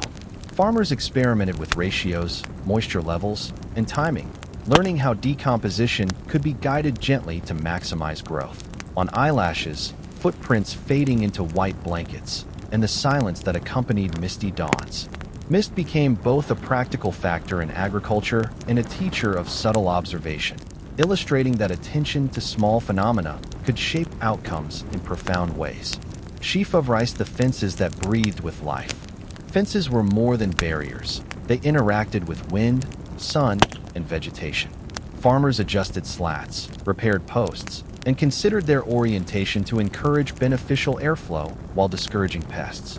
Children were taught to notice how animals moved near fences, how plants grew alongside them, and how wind interacted with different materials. Each fence became a living experiment in balance, structure, and gentle observation. Sheaf of rice, the barn beams that supported generations. Barn beams, often massive and hand-hewn, carried not just roofs but decades of accumulated labor and memory. Cracks, knots, and patina told stories of storms weathered, animals sheltered, and crops stored safely. Children learned to respect their integrity, assisting in minor repairs and observing the connection between strong support structures and the thriving of life beneath them. Barns became silent instructors, demonstrating that longevity and care depended on foresight, diligence, and careful attention to detail. Sheaf of rice, the clay that shaped tools. Clay and local earth were sometimes used to repair tools, create small storage pots, or form protective linings for roots. Farmers experimented with mixtures, textures, and firing techniques, blending practicality with subtle craftsmanship. Children explored the tactile qualities of clay, learning to mold, smooth, and observe drying patterns. Clay taught adaptability, patience, and the ability to create something enduring from humble beginnings. Sheaf of rice, the sunlight that danced across fields, the sunlight shifted constantly, painting fields with warmth, shadow, and movement. Farmers tracked its angles, using knowledge of light exposure to optimize planting, shade, and irrigation. Children observed patterns, noting how plants bent towards sunbeams, how morning light differed from evening, and how reflection from water or walls influenced growth. Sunlight became a teacher of timing, patience, and the subtle balance between warmth and protection. Sheaf of rice, the winds that carried stories. Gentle breezes or sudden gusts informed daily work. Farmers noticed how wind direction influenced soil drying, seed dispersal, and pollen movement. Adjustments in planting or support structures were made accordingly. Children learned to feel and interpret wind, understanding its patterns, surprises, and lessons. Wind taught adaptability, foresight, and attentiveness, qualities essential to life in the fields and in the broader world. The roots that held secrets. Beneath every plant, roots quietly performed their vital work. Farmers learned to observe subtle indicators above ground, wilting leaves, uneven growth, or soil cracking, to understand the hidden lives below.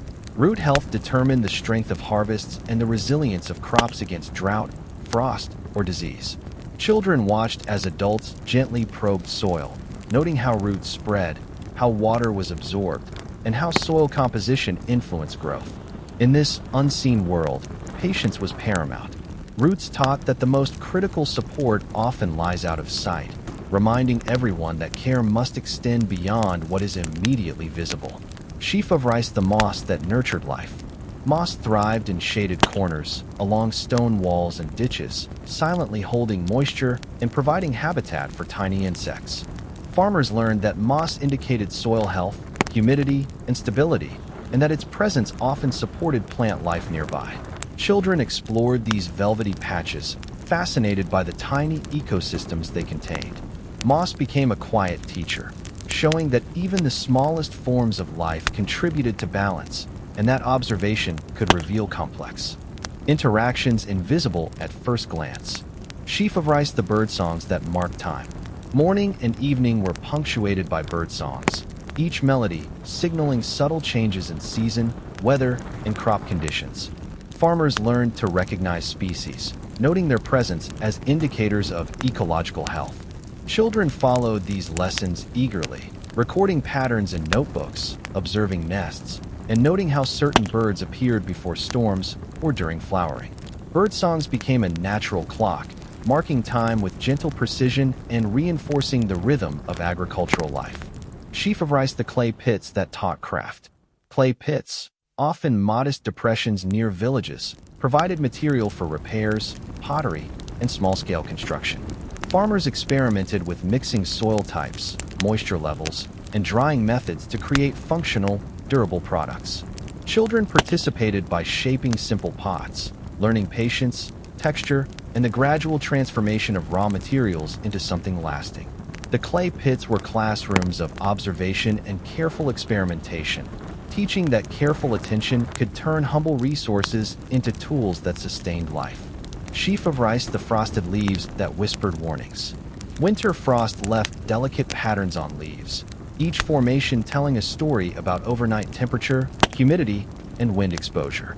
Farmers learned to interpret these natural signs, adjusting planting, protective measures, and storage strategies accordingly.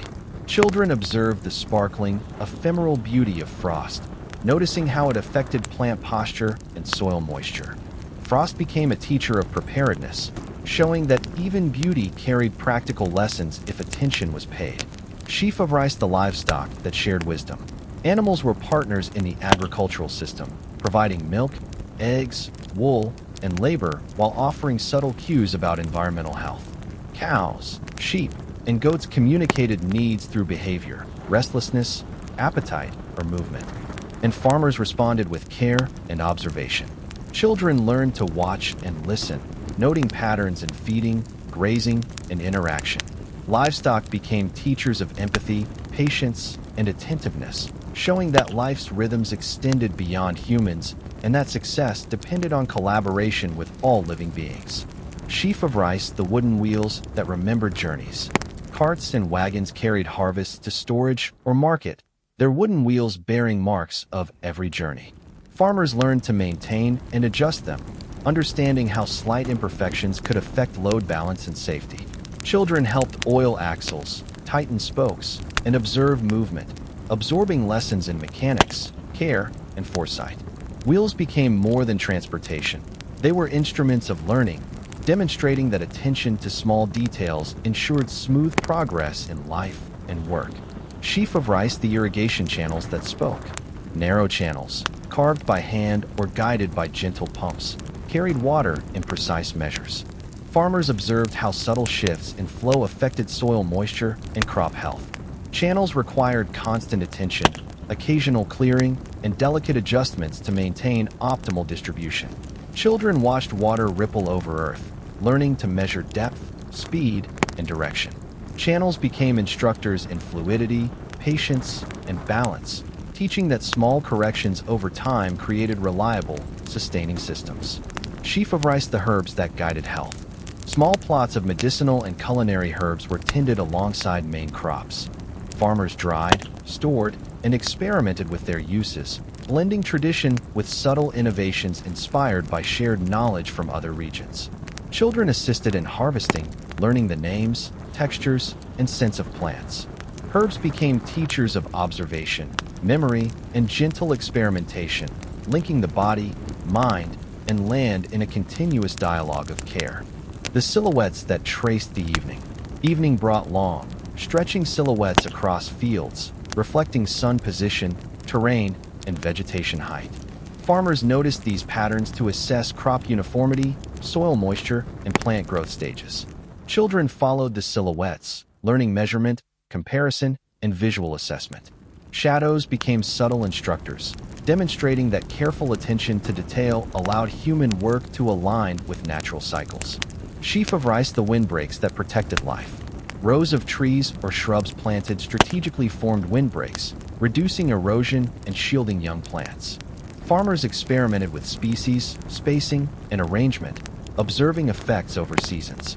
Children learned to recognize benefits of shelter, watching leaves flutter, soil remain firm, and crops grow stronger. Windbreaks became lessons in foresight, protection, and the subtle interplay between structure and freedom in nature. Sheaf of rice, the granaries that spoke of anticipation. Granaries held more than harvest, they embodied foresight. Farmers monitored temperature, ventilation, and grain rotation, ensuring that stored food remained viable for months. Children observed preparation, learning that careful storage was as critical as cultivation. Granaries became symbols of planning, patience, and the cumulative effect of consistent, quiet care. Sheaf of rice, the streams that measured seasons. Small streams ran silently through fields, carrying fresh water and seasonal signals. Farmers tracked flow, clarity, and aquatic life, understanding changes that indicated rainfall, drought, or potential flooding. Children observed patterns, noting insects, water level, and reflections of clouds. Streams became living indicators, teaching attentiveness, prediction, and responsiveness to subtle environmental cues. Sheaf of rice, the mossy stones that anchored history. Moss growing on stones indicated soil health, moisture, and microclimates. Farmers observed its distribution to planting, irrigation, and crop rotation. Children explored moss, discovering textures, tiny insects, and variations in color. Stones and moss became teachers of longevity, resilience, and the value of subtle, persistent observation in sustaining life. The wind chimes that counted time. In some villages, farmers hung small wind chimes near gardens or along paths. Their gentle tones marked the passing of hours, the direction of breeze, and subtle changes in weather. The sound became a cue for daily tasks, watering, tending crops, or calling animals in.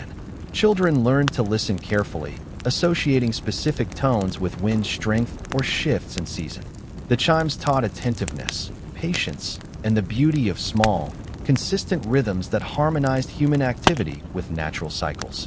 Sheaf of rice, the hollow logs that housed life. Hollow logs, left intentionally or naturally fallen, became shelters for insects, small animals, and beneficial microbes. Farmers noticed how these microhabitats improved soil health, aided pollination, and reduced pests. Children explored the logs, observing beetles, worms, and moss. Logs became subtle lessons in coexistence, showing that allowing nature its space often enhanced human cultivation rather than impeding it. The early mornings that whispered plans.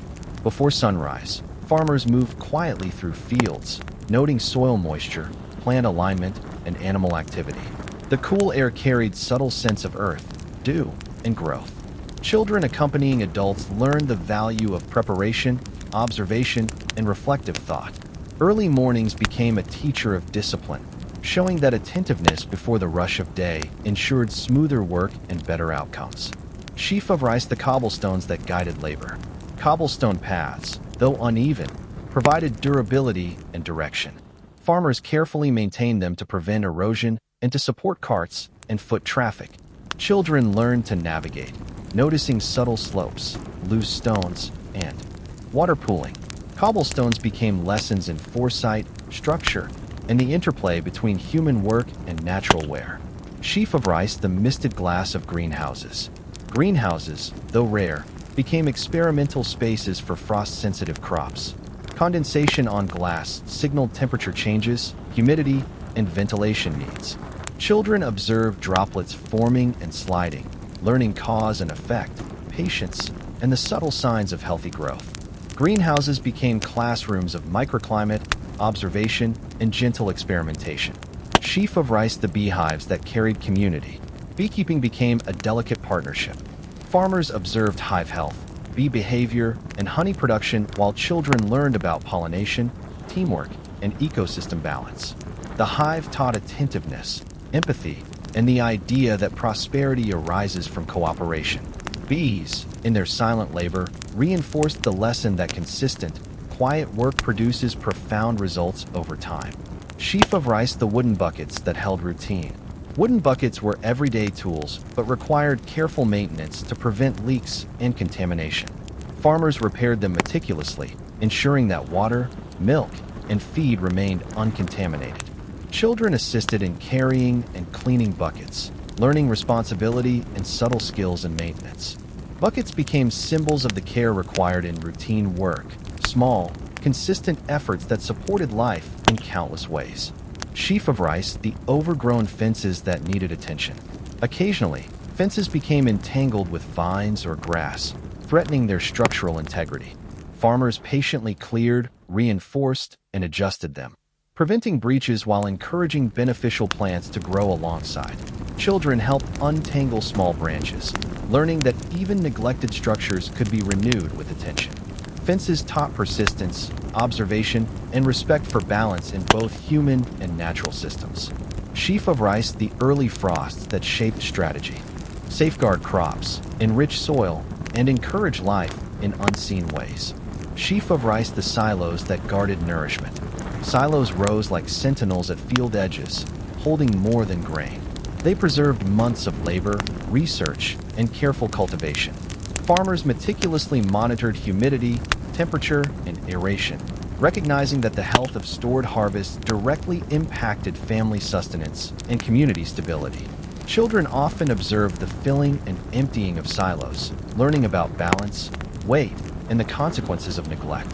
Silos became symbols of foresight and responsibility, quietly demonstrating that care invested today created abundance tomorrow. Sheaf of rice, the insects that became allies. Not all visitors to the fields were unwelcome. Beneficial insects, ladybugs, bees, predatory beetles, taught farmers the power of observation and restraint. Understanding their habits allowed subtle pest control and improved pollination without reliance on harsh chemicals. Children were encouraged to watch patterns, noting which insects thrived, which predators appeared, and how plants responded. These observations became foundational knowledge, demonstrating that cooperation with nature often achieved better results than domination, a lesson repeated softly in the rhythm of daily work. Sheaf of rice, the terraces that contain the hills. In hilly or sloping terrain, terraces were carved with precision, preventing erosion while retaining soil fertility. Each level required careful measurement, observation of water flow, and patient shaping over months or years. Terraces transformed seemingly difficult land into productive plots. Children helped carry small stones, learn subtle gradients, and understand how gravity and water could be used thoughtfully rather than fought.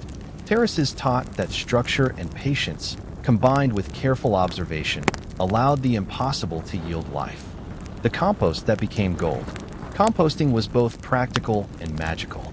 Organic scraps, plant trimmings, and leftover fodder were layered, turned, and observed until they transformed into rich, fertile soil.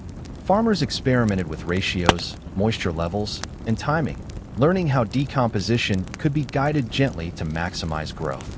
Sudden autumn frost required rapid response. Farmers covered delicate plots, adjusted watering, and protected storage. Children observed the urgency, learning flexibility and adaptation. These early frosts became practical lessons in forecasting, preparation, and resilience. Innovation often emerged from response to challenges, reinforcing that careful attention to the smallest changes could prevent significant losses. Sheaf of rice, the clay pots that preserved heritage. Clay pots were used to store seeds, grains, and preserved foods. Farmers experimented with different firing methods, thicknesses, and storage techniques to maintain freshness. Children learned the tactile qualities of clay, observing how minor differences affected durability and preservation. The pots became lessons in adaptation, careful craft, and the value of preservation for sustaining life. Sheaf of rice, the willow trees that shaded lessons.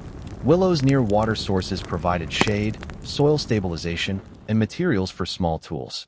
Farmers observed their growth, pruning techniques, and influence on nearby crops. Children rested in shade, noting insects, soil moisture, and root spread. Willow trees taught foresight, resourcefulness, and the long-term benefits of strategic planting. Sheaf of rice, the animal tracks that marked seasons.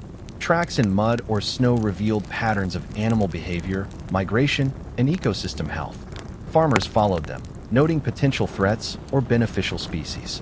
Children studied shapes, depth, and direction, learning deduction and observation. Tracks became quiet instructors, offering insight into unseen processes and the interconnectedness of all life. Sheaf of rice, the muddy ponds that reflected care. Ponds, rich in nutrients and wildlife, required regular maintenance. Farmers cleared debris, monitored water levels, and observed aquatic life to ensure balance. Children explored edges, discovering insects, amphibians, and plant growth. Ponds became lessons in stewardship, showing that clear nights allowed farmers to observe constellations and track seasonal change, aiding in crop planning and planting schedules. Children learned to align observation with agricultural cycles, linking celestial patterns to earthly tasks. Starlight became a quiet instructor, connecting observation, memory, and reflection to practical decision-making. It taught that patient attention over long periods yields deep understanding. Sheaf of rice, the wooden crates that protected harvests. Harvests were transported and stored in wooden crates, which required repair, cleaning, and careful stacking. Farmers ensured ventilation and durability to prevent spoilage. Children assisted in assembling and inspecting crates, learning responsibility and precision. Crates symbolized the intersection of organization, care, and practical innovation in sustaining abundance. Sheaf of rice, the frosted wells that guarded water. During cold months, wells occasionally froze or developed ice. Farmers monitored levels, cleared ice carefully, and ensured water quality. Children watched the process, learning patience, caution, and foresight. Frosted wells became lessons in anticipating challenges and protecting essential resources. Sheaf of rice, the orchard ladders that reached skyward. Fruit orchards required ladders for harvesting, pruning, and inspection. Farmers built, repaired, and positioned ladders carefully to ensure safety and efficiency. Children helped steady or climb under supervision, learning spatial awareness, balance, and respect for height. Ladders symbolized the careful bridge between human effort and natural abundance.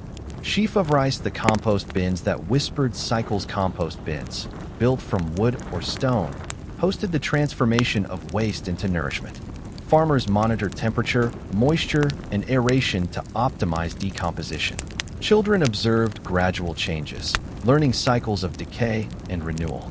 Compost bins taught that life often grows strongest when supported by careful, patient transformation. Compost bins, built from wood or stone, hosted the transformation of waste into nourishment. Farmers monitored temperature, moisture, and aeration to optimize decomposition. Children observed gradual changes, learning cycles of decay and renewal. Compost bins taught that life often grows strongest when supported by careful, patient transformation of humble materials. Sheaf rice the flower borders that guarded crops, the quiet mills that listened to grain. Village mills, small, wooden, and slightly crooked with age, stood by streams that powered their slow-turning wheels. Farmers brought sacks of wheat or rye, and the miller listened not only to the creak of gears, but to the grain itself. The sound of kernels slipping through wooden funnels told him moisture levels, harvest quality, and the subtle influence of the year's weather. Children sat near the warm flour dust drifting like haze, learning patience by watching the stone discs grind slowly. They learned that even the simplest machine carried memory, grooves etched from decades of harvests, the imprint of countless seasons. Sheaf of rice the stone walls that held stories. Fields bordered by low stone walls, assembled from glacial rocks lifted painstakingly from soil, served more than division. They trapped warmth, redirected wind, and provided refuge for lizards, insects, and small birds. Moss grew thick on the shaded sides, softening the wall's hard edges. Children ran their fingers over the stones, identifying roughness, temperature, and lichen patterns. The walls taught endurance, showing how simple structures could become repositories of memory and gentle habitat. The loamy footpaths that remembered steps. Paths connecting fields to homes compacted over time into soft, dark soil. Farmers walked these routes daily, their footsteps forming grooves that guided water runoff and marked the rhythm of life. Children learned to read these paths, how wet soil warned of rain, how scattered grain hinted at spilled feed, how hoofprints revealed which animals had wandered. Footpaths became silent textbooks of observation and rural intuition. Sheaf of rice the wooden rakes that gathered more than leaves. Farmers used rakes to collect hay, leaves, and fallen fruit. But the rakes themselves, with worn handles polished by years of hands, became small extensions of the body. A well-made rake revealed the ground's shape through vibration, alerting the user to stones, roots, or soft spots. Children practiced raking in wide arcs, learning rhythm, posture, and subtle weight shifts. The rake taught coordination and presence, attuning body and mind to the gentle motions of maintenance. Sheaf of rice the chickens that taught care in small movements. Chickens, though common, became teachers of responsibility. They required steady routines, feed scattered at dawn, water refreshed before midday heat, coop doors latched at dusk. Children learned how chickens expressed discomfort, ruffled feathers, hesitant steps, restless clucking, and how environmental changes influenced their behavior. These small creatures became daily reminders of empathy and consistency. Sheaf of rice the field stones that broke plow blades. Scattered stones hidden beneath soil forced farmers to adjust plowing techniques. Some stones were small enough to remove. Others were too deeply embedded and had to be worked around. Children helped gather stones into piles at field edges, learning that obstacles could become resources, used to build walls, borders, or drainage channels. Stones taught resilience and adaptation, that challenges in soil could become supports elsewhere. The smokehouses that preserved seasons. Smokehouses gently cured meat and fish through slow-burning wood. The scent of smoke mingled with herbs, marking a careful balance between heat, airflow, and time. Children observed how smoke density changed with different wood types: oak for depth, applewood for sweetness, birch for lightness. They learned the art of preservation, its quiet patience, and its necessity in uncertain times. Sheaf of rice the stubborn mules that knew the land. Mules, steady and strong, often refused to move when sensing unstable ground or dangerous footing. Their stubbornness became an unspoken map of the land's hazards. Children learned to trust the mule's intuition, recognizing the value of experience beyond human perception. Mules taught humility, reminding young caretakers that wisdom sometimes stands on four legs. Sheaf of rice the cellars that held cool secrets. Underground cellars stored root vegetables, fermented foods, and winter provisions. Their cool, earthy air preserved harvests long after frost hardened the soil. Children descended with lanterns, learning organization, rotation, and the importance of monitoring humidity. Cellars became quiet guardians of sustenance, teaching the value of foresight. Sheaf of rice, the barn doors that recorded weather. Barn doors, made of thick planks, expanded and contracted with humidity. Their resistance indicated weather shifts, stiff before rain, loose in dry spells. Children learned to read the barn without instruments. Temperature, moisture, and approaching storms revealed themselves through the familiar groan of hinges. The barn became a natural barometer, simple yet reliable. Sheaf of rice, the straw hats that carried shade. Wide-brimmed straw hats shielded farmers from harsh sun, their woven texture allowing air to circulate while protecting skin. Over time, hats molded to the shape of each wearer's head. Children tried on old hats, learning how simple tools shaped comfort during long days. The hats embodied the idea that good design arises from understanding both function and environment. Sheaf of rice, the root cellars that echoed footsteps. Deep root cellars, dug into hillsides, stayed cool year-round. Their stone walls and earthen ceilings created faint echoes, signaling emptiness or fullness depending on stored goods. Children listened to these echoes, learning spatial awareness and acoustics without realizing it. Root cellars taught them that sound, like temperature, can reveal hidden truths. Sheaf of rice, the old barrels that kept rainwater. Wooden barrels placed under eaves collected clean rainwater for plants and animals. The sound of droplets hitting would become a soothing rhythm on rainy days. Children dipped hands into the cool water, learning conservation and the preciousness of clean sources. Barrels taught resourcefulness and the quiet value of preparation. Sheaf of rice, the orchard blossoms that promised hope. Fruit trees, burdened with winter's dormancy, exploded into blossoms each spring. Farmers watched carefully. Late frost threatened entire harvests. Children saw how delicate blossoms held the future in their petals. The orchard taught hope, vulnerability, and the courage to nurture something fragile. Sheaf of rice, the grain sacks that traveled far. Grain sacks made of coarse fabric bore stamps from cooperatives, mills, or trade depots. Some traveled great distances before reaching their final destination. Children traced faded ink patterns, learning geography through symbols and names. Grain sacks demonstrated that even simple objects carried stories of movement, connection, and quiet resilience. Sheaf of rice, the woodpiles that predicted winter. Stacked firewood revealed a family's preparedness. Straight, dry logs promised warmth. Hastily piled wood signaled rushed seasons. Children learned stacking methods, crisscross foundations, airflow channels, stability checks. Woodpiles taught planning, order, and the silent comfort of readiness. Sheaf of rice, the quiet ponds that hid depth.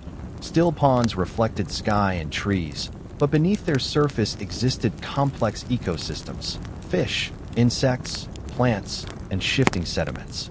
Children tossed pebbles, watching ripples distort reflections, learning that appearances often conceal deeper worlds. Ponds became metaphors for thought, gentle on the surface, rich within. Sheaf of rice, the wagon wheels that spoke of journeys. Wagon wheels carved ruts into dirt roads, marking routes between fields, markets, and neighboring villages. Their slow rotations mirrored the patient pace of agrarian life. Children counted spokes, learning balance and rotation as they walked beside the wagons. Wheels taught the value of steady progress, no matter how slow. Sheaf of rice, the boundaries of snow that redefined work. Winter snow softened edges, fences, tools, and pathways disappearing beneath white blankets. Farmers adapted routines, clearing paths, insulating sheds, protecting animals. Children played in snowdrifts, learning how cold shapes behavior and limits movement. Snow taught adaptability, reminding all that seasons command their own pace. The fences that kept stories in and out. Wooden fences stood as quiet guardians of fields and homesteads. Their slats, weathered by sun and rain, leaned slightly but held firm. Farmers repaired them each spring, knowing that a broken section invited wandering livestock or wandering trouble.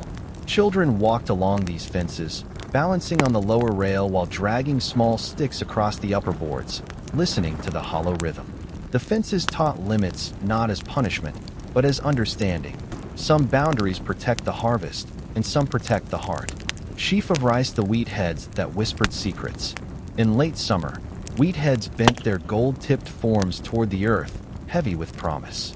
A breeze set them to murmuring, waves of sound passing through fields like coded messages. Children pressed ears close, insisting the wheat talked. Adults didn't correct them. Wheat, after all, did speak. Of rainfall, soil depth, the slow patience of seasons. In its whispering, the wheat carried ancient counsel. All things ripen in their own time. The mud paths that challenged every step. After rainfall, dirt paths transformed into sticky mud that clung to boots, wheels, and hooves. Each footstep became deliberate, each movement slowed. Farmers accepted mud as part of the terrain's honesty.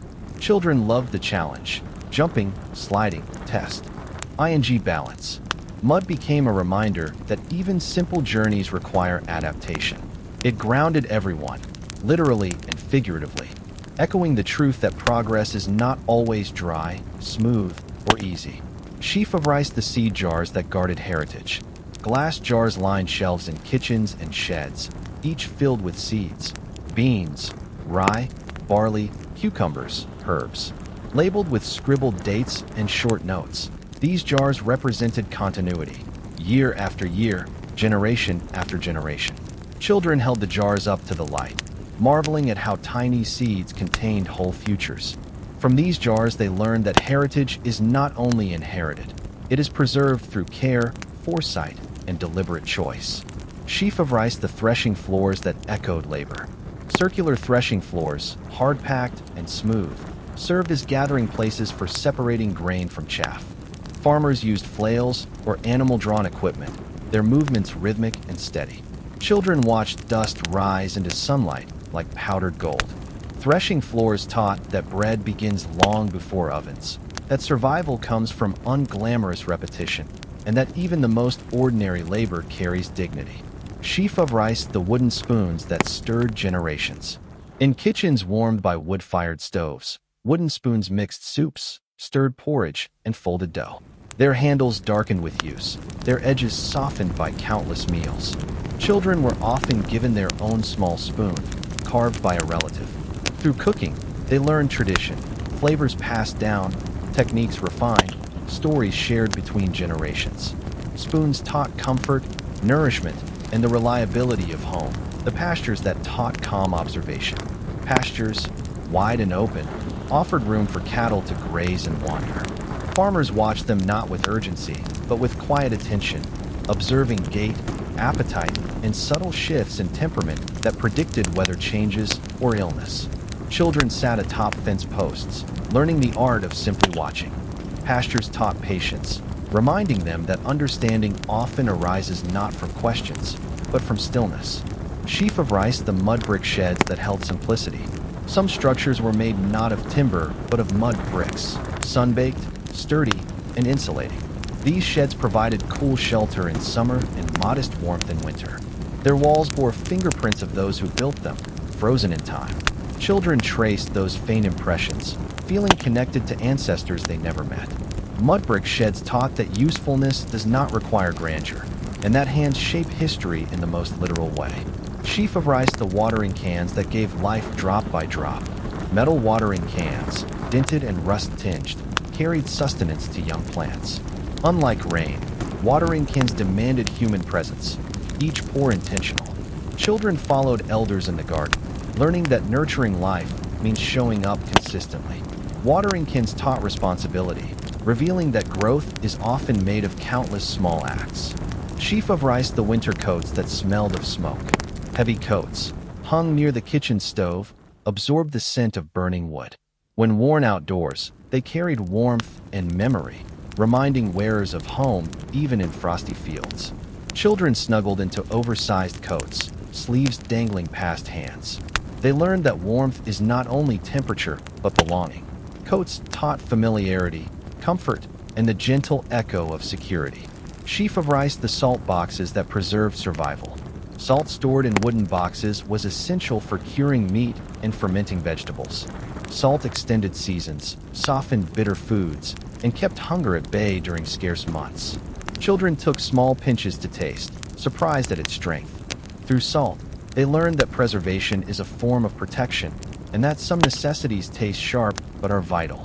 Sheaf of rice, the iron pots that outlasted wars. Thick iron pots hung over open flames, their surfaces blackened by decades of use. They cooked stews that sustained families during shortages, cold months, and uncertain times. Children watched steam rise from lids, absorbing the lesson that some tools endure regardless of political tides. Pots taught resilience, durability, and the quiet defiance of daily survival. Sheaf of rice, the looms that wove silent stories. Looms clicked and clacked in dim rooms where cloth took shape thread by thread. Patterns passed down through families marked identity. Stripes, checks, symbols known only locally. Children sat nearby, fascinated by the rhythm.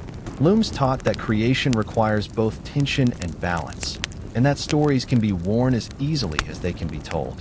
Sheaf of rice, the cold mornings that sharp the senses. Before sunrise, cold settled heavily over the land. Breath clouded in the air, and frost sparkled like glass dust on grass and tools. These mornings tested resolve. Children rubbed hands together, learning endurance. Cold taught alertness, discipline, and respect for nature's indifference. Sheaf of rice, the quiet rivalries between villages. Neighboring villages compared yields, livestock health, and tool innovations, not with hostility, but with friendly pride. These rivalries fueled improvement. Children heard adults brag lightly at markets, unaware that such exchanges drove creativity. Rivalries taught that competition, when humble, can lift entire communities. The orchard ladders that leaned into the future. Tall wooden ladders leaned against fruit trees, pears, apples, plums. Their rungs carried dents from thousands of climbs. Children learned to climb safely, balancing baskets as they picked. Ladders taught trust, caution, and the thrill of small heights earned through effort. Sheaf of rice, the clay mugs that warmed chilled hands. Clay mugs, handmade and imperfect, held warm tea on winter mornings and cool water on summer evenings. Their weight grounded the drinker. Their warmth soothed cold fingers. Children wrapped hands around mugs too big for them, delighting in heat spreading through palms. Mugs taught comfort in simple rituals. Sheaf of rice, the rail tracks that cut across the horizon. Distant railway lines shimmered in heat or gleamed under frost, carrying goods and news across regions divided by ideology. Though far from fields, they influenced village life. Children placed ears on rails, sensing vibrations from passing trains. Tracks taught connection, that even remote places are part of a wider world. Sheaf of rice, the field butterflies that marked seasons. Butterflies fluttered over crops, marking the health of flowers and soil. Farmers read their presence like a sign, abundance or imbalance. Children chased them through tall grass, learning that beauty often indicates ecological truth. Butterflies taught observation and respect for delicate systems. The barn doors that groaned like old friends. Barn doors, heavy with age and swollen from years of rain, opened each morning with a familiar groan, half complaint, half greeting. The sound echoed across yards and fields, letting everyone know the day had begun. Children swung on the doors despite warnings, feeling the weight and strength of old timber beneath their hands. Barn doors taught that beginnings rarely arrive quietly. They announced themselves with the creaks and strains of persistence. Sheaf of rice, the footpaths that remembered every step. Thin paths, carved by decades of footsteps, wound through fields, connecting sheds, orchards, wells, and homes. They recorded daily life silently, worn earth storing stories of hurried mornings, slow sunsets, and endless labor. Children traced these paths barefoot, memorizing each curve and pebble. Footpaths taught that habits shape landscapes, and that even the smallest routines leave lasting impressions on the world. Sheaf of rice, the stone walls that never judged. Stone walls, assembled without mortar, stood steady through storms and seasons. Each stone fit by instinct, chosen not for perfection, but for compatibility. Children climbed them, trying to guess why certain stones rested beside others. Stone walls taught quiet judgment. showing that unity comes from fitting together despite differences, not erasing them. Sheaf of rice, the soot-stained chimneys that watch the sky. Chimneys, blackened by generations of wood smoke, pierced the skyline of quiet villages.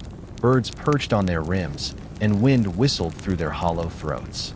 Children believed the chimneys spoke when wind blew strongly. Adults smiled. They too remembered listening in childhood.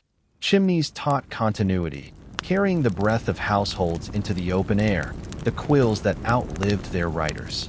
Though pens were common, some rural homes still used quills, carefully carved, dipped into small ink pots.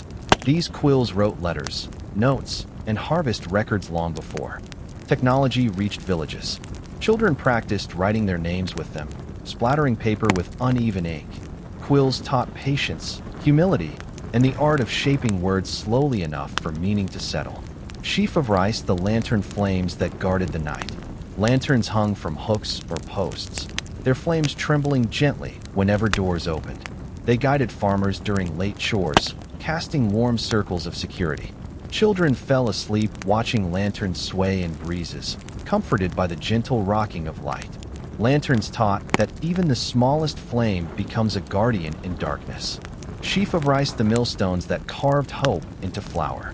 Grain mills, powered by water or simple engines, ground wheat into flour. Their stones rotated endlessly, humming a deep, steady song that blended with village life.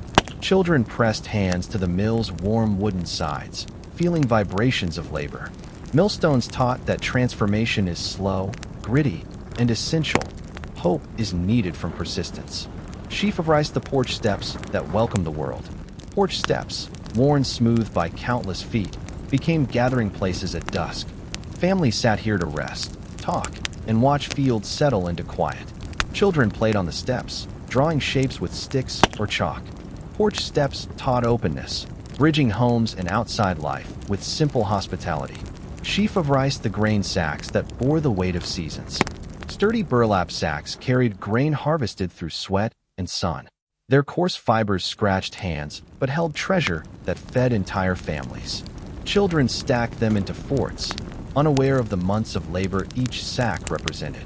Grain sacks taught gratitude, the recognition that abundance has weight. Sheaf of rice, the pebble wells that held reflections. Some wells were lined with polished river stones, placed meticulously by ancestors. They held clean water and, on still days, perfect reflections of the sky above. Children leaned over the rim, watching their faces ripple. Wells taught humility, the awareness that clarity exists only when surface and spirit remain still. Sheaf of rice, the bean poles that climbed toward prayer. Tall poles supported climbing beans, their vines twisting skyward in graceful spirals. Each day they reached a little higher, defying gravity with gentle ambition. Children measured growth daily, marveling at how plants obeyed invisible instructions. Bean poles taught aspiration, growth through steady upward motion, patient and unhurried. Sheaf of rice, the snow that softened every worry. Winter's snow blanketed fields, softening sharp edges and muffling sound. Even plows and footsteps seemed gentler beneath its weight. Children built small snow guardians to watch over fields until spring. Snow taught renewal, covering hardships not to hide them, but to grant the land a season of rest. Sheaf of rice, the orchard blossoms that promised future sweetness. Fruit trees erupted into delicate blossoms each spring, their petals drifting like soft confetti. The sight offered reassurance. Even after the hardest winters, beauty returned. Children caught petals in cupped hands, believing they carried wishes.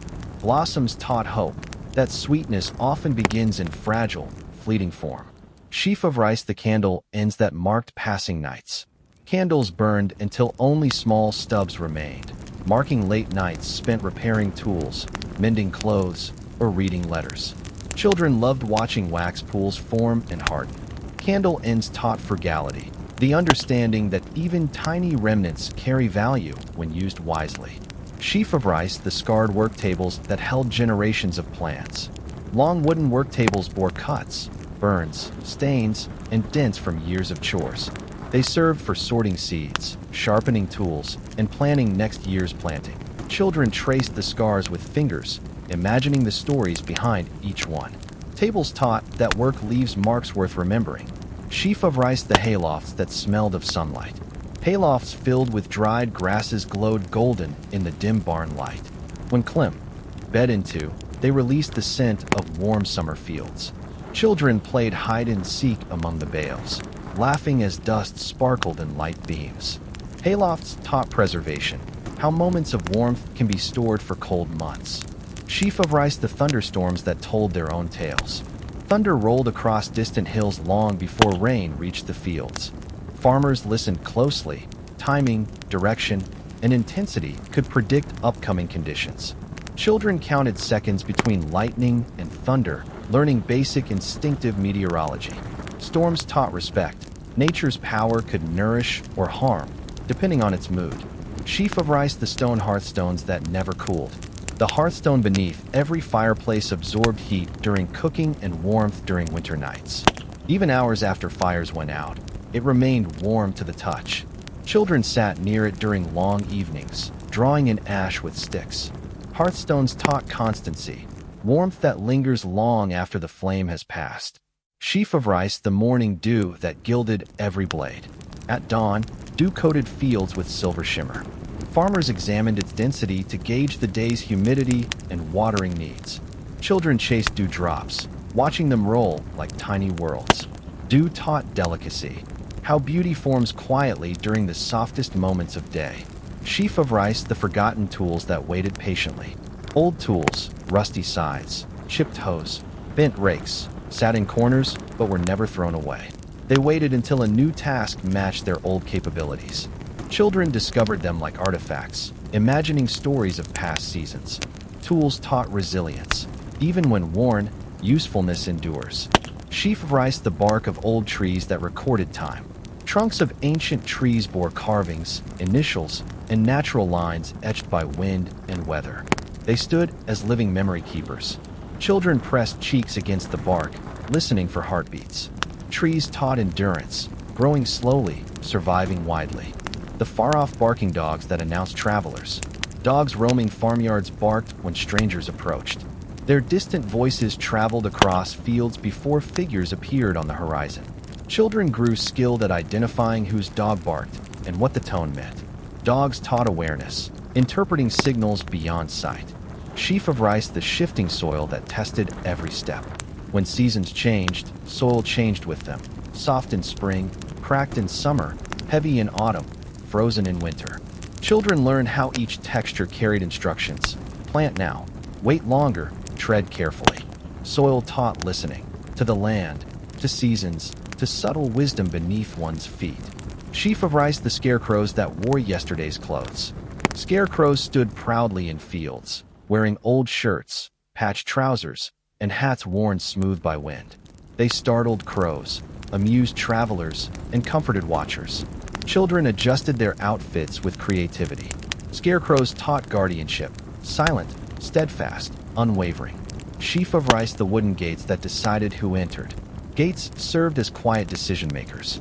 They opened for friends, closed against predators, and stood neutral to nature. Children learned to latch them properly, understanding the importance of small actions. Gates taught responsibility, tiny tasks that protect entire livelihoods. And so, as the last light softens across the fields, and the quiet shadows stretch long over the land, we return to the simple truth woven through every moment of this story, that the world was held together not by the noise of nations, but by the soft, steady hands of ordinary people. Farmers, mothers, children, neighbors, scientists sharing notes across oceans, and families sharing warmth across kitchen hearths. All of them, in their own quiet ways, kept hope alive when the world felt uncertain. They tended soil with patience, stored seeds with care, and trusted that even in the coldest seasons, spring would find its way back. Their work, gentle, humble, often unseen, became the thread that stitched distant places together, turning fear into resilience, and distance into connection. And just like the moonlit fields that grew in silence, humanity grew too, slowly, softly, toward a more understanding world. So as we leave these stories behind, let their echoes stay with us. The hearths that warmed our courage, the letters that carried kindness across borders, the hands that tended the harvest, the unity that rose, quiet and steady, like dawn itself.